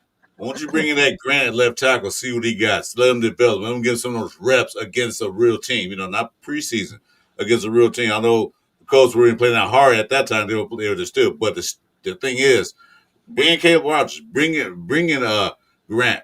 We're getting our butts kicked. Let's see what they got. We're not coming back from this. We're done. Bring in Pickett if you have to. Bring in all these other guys that you have on the bench that's not playing, because go and develop them now. Why wait? It's already lost. Because a lot of teams, when they get blow teams out, they bring in their second, third string in. Yeah. Just give them some reps. We didn't do that. Nobody. So Yeah. I gotta address Leo's question. How do I feel about JPJ at center? Fuck no. Keep him right where he is at guard. Keep it as I like it. You stay right where he is at guard. So much better there than. If I would say to Jackson Powers Johnson, stay on your fucking original position as a guard. Your experiment as a center has failed. Go back to the original position as a guard, Jackson Powers Johnson. If I was the coach, I would say this: Jackson Powers Later, Johnson, Gio. Thanks for stay popping in, man. on your fucking position. That's the thing, though. I mean, like, it's not that he did a bad job at center. It's that like they want to use him at guard, and that's perfectly They fine. thought he was a better fit at guard, and I tend to agree And with that- him after yeah, watching him play that. Yeah, and he's that's where like actually- the Chip Kelly thing came out, right? When Chip Kelly came out and addressed it, he came out and he said, "I like the body type. He's a gorilla. He's a pounder. His aggression is all about being a right guard." He really clarified why he wanted him there in that spot, Yeah. and when he talked about the way he did, clarified that, right? No, even Adam Butler, man, said that damn, he can be all pro guard. He even said that. So Yeah. I mean, if he's good at guard, let him stay there. He might have been in center, but I look at him playing guard play, he's not bad at all. And he gets out. He gets out in the field. He blocks. He's a bully. He's a bully. And that's what we need. We need more guys like that. We need to replace Parham with a guy like that, and perhaps Glaze too, because Glaze is kind of slipping up these past few games. You know what's sad, guys? It's exactly what I don't know. It says here, Real Talk Raider Nation just said by week 6 we're already talking about evaluating players. Hold on. Who put Raiders? Oh, but My boy Bueno. I've been waiting for people to stop talking so I can get it in there. I don't want to just throw it over people. Okay, so we're talking about week 6, right? And we talked about why we're reevaluating players at in this game. It's sad to say that Pete Carroll thinks that our quarterback is warming up in the fourth quarter practicing after throwing 3 interceptions, getting more reps. Talking about he needs more reps. He needs practice. Motherfucker, in week what? He still needs practice? You're a starter. You've been a starter for the last how many seasons? Remember Pete How Carroll? many years he been in the league? What do you practice for? Stuff like that. What is it? He's Remember Irish. Pete Carroll's presser? Remember Pete's presser before the season started? How he said, 9. we don't know how the offensive line's going to be. It's a process. It could be this week, could be next week, it could be months into the season. He said week 9. I remember he said that. You was pissed, and I was pissed. Like, what the fuck? So you if talking he was about? thinking that way with the offensive line, he's thinking that way with just about every other player on this roster, to be honest with you. That it's an evaluation process into the season. Instead of letting these guys pick who you think's the best, try, to do something different. What the fuck, man? Well, see, like I said before, Pete Carroll's first year team has not always been that good. And they can attest to that. When he got to USC, he wasn't that good. He was decent enough to get to a bowl game. But then the next year or so, they go into a championship. They in the championship. Same thing with Seattle. He wasn't that great when he got to Seattle. But 805, it's not only rough for being a Raiders fan, it's rough being one of your kids. Those poor kids ain't getting much candy. They got candy week 1. They haven't had shit since. I feel bad for them. well, Anybody that doesn't know, 805, in order to entice or get his kids to be Raider fans and such, when the Raiders win, they get candy. He lets them have some candy. So these kids have only gotten candy one game this year so far. So the kids are getting ripped off right now. They're dying for Halloween. really? That's all I know. Now they got good teeth, no cavities. So there you go. It's a good thing. They get no cavities. The dentist loves the family. Actually, no, they hate the family because there's no cavities. There's no extra dental work. But these kids can't wait for Halloween to come. They're like, the only way we're getting candy is Halloween. We ain't getting it because the damn Raiders suck. Oh, Raiders probably lose that game too. Hey, so guys, I'm going to cut out, but I wanted to thank Jeff for having me on, and I wanted to thank the rest of you for conversating with me and stuff like that. So, guys, it was a great conversation tonight. I'm still going to listen. I just have to hang up. Hey, let me know when you do yours. Let me know when you do your podcast. I'm actually getting ready to cut it. I don't know about you, Chris. I'm ready. Yeah, Predator, I will. Predator, I will. I just started drinking, man. Why are we cutting it now? Because it's 2:30. I mean, we're right on. I just started drinking. Actually, the ginger ale. I'm not drinking hard. Yeah, he told you better go get another Dunkin' Donut. Coffee, not the donuts, the coffee. I was drinking a lot of water to get hydrated. Fair enough. So yeah, I think we're gonna call it. While we're boring you, Jeff? Yeah. Jeff. No, I mean, how much more can we keep beating up the same damn subject at this point?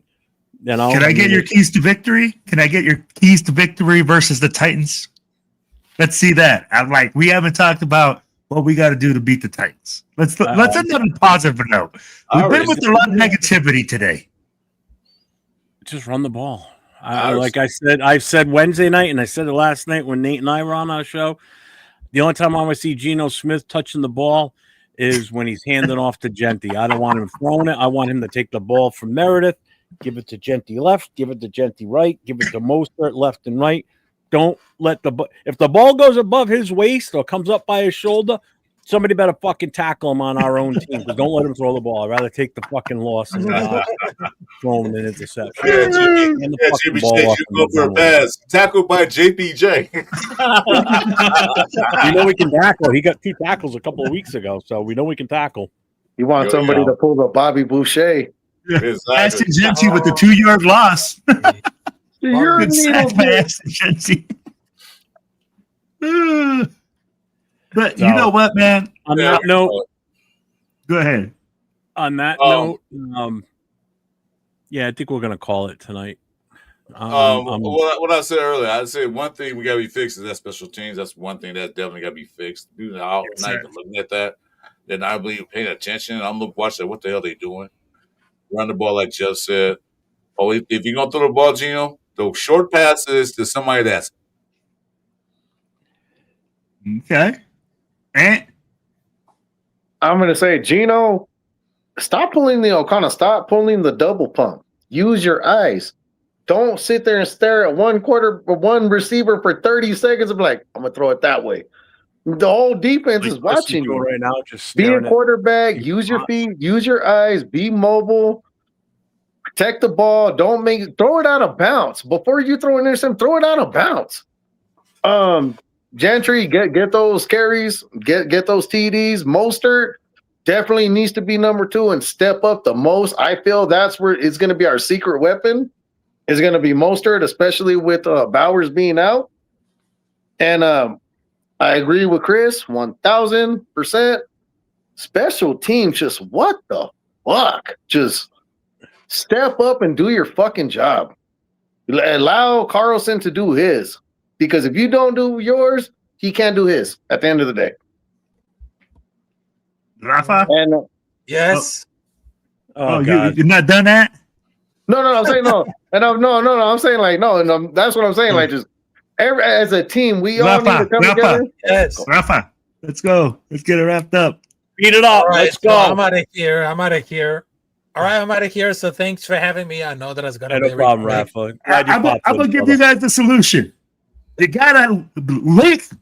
You gotta hit the link. Subscribe to all the pages. You gotta make sure that we run the football. You gotta make sure that we play good defense, and you gotta make sure to stay locked in for next week's episode, baby. And that's how the Raiders are gonna win it this weekend versus the Titans. Let's go. Yes, sir. I'm with you, Jeff. Just run the fucking ball and hold on to the ball. Don't cause any turnovers. That's it for me. Let's make We're not set up for any cute, stupid plays like end arounds and all that other bullshit right now. Just basics. So on that note, make sure you guys hit everybody's channel up that was on the show tonight. Thank Jason Downs for being in here and he left. Thanks for Josh, the accelerator, being in here and he's gone for the night. Chris, I don't know what happened to him. Looks like his internet froze because he froze for a little bit. Lights went out in the neighborhood. He just messaged me. So he lost power. So thanks for Chris for co-hosting like he always does on Friday nights. Thanks for Nate for popping in. Will from being here from the start. Appreciate you, Rafa. Thank you for popping in and spending time with us tonight. Yes. Anthony Predator. Thank you, brother, for popping on. Love all you guys. Love the panel. Coming in here and being with us tonight. Am I missing anybody? Chris. Oh, the guy that looked like fucking George Kittle. Yeah, Trippy Soul. Okay. So make sure you guys hit up everybody's channels, hit that sub, hit the notification, hit the thumbs up. Appreciate everybody for being out there. Everybody in the chat. It's been a great night tonight in the chat. Some great questions and feedback. So see you tomorrow night for the Raiders Last Call with myself, Jason Downs, and Chris for Raiders. And until then, go Raiders and everybody stay safe. Good night. Raiders! Let's go!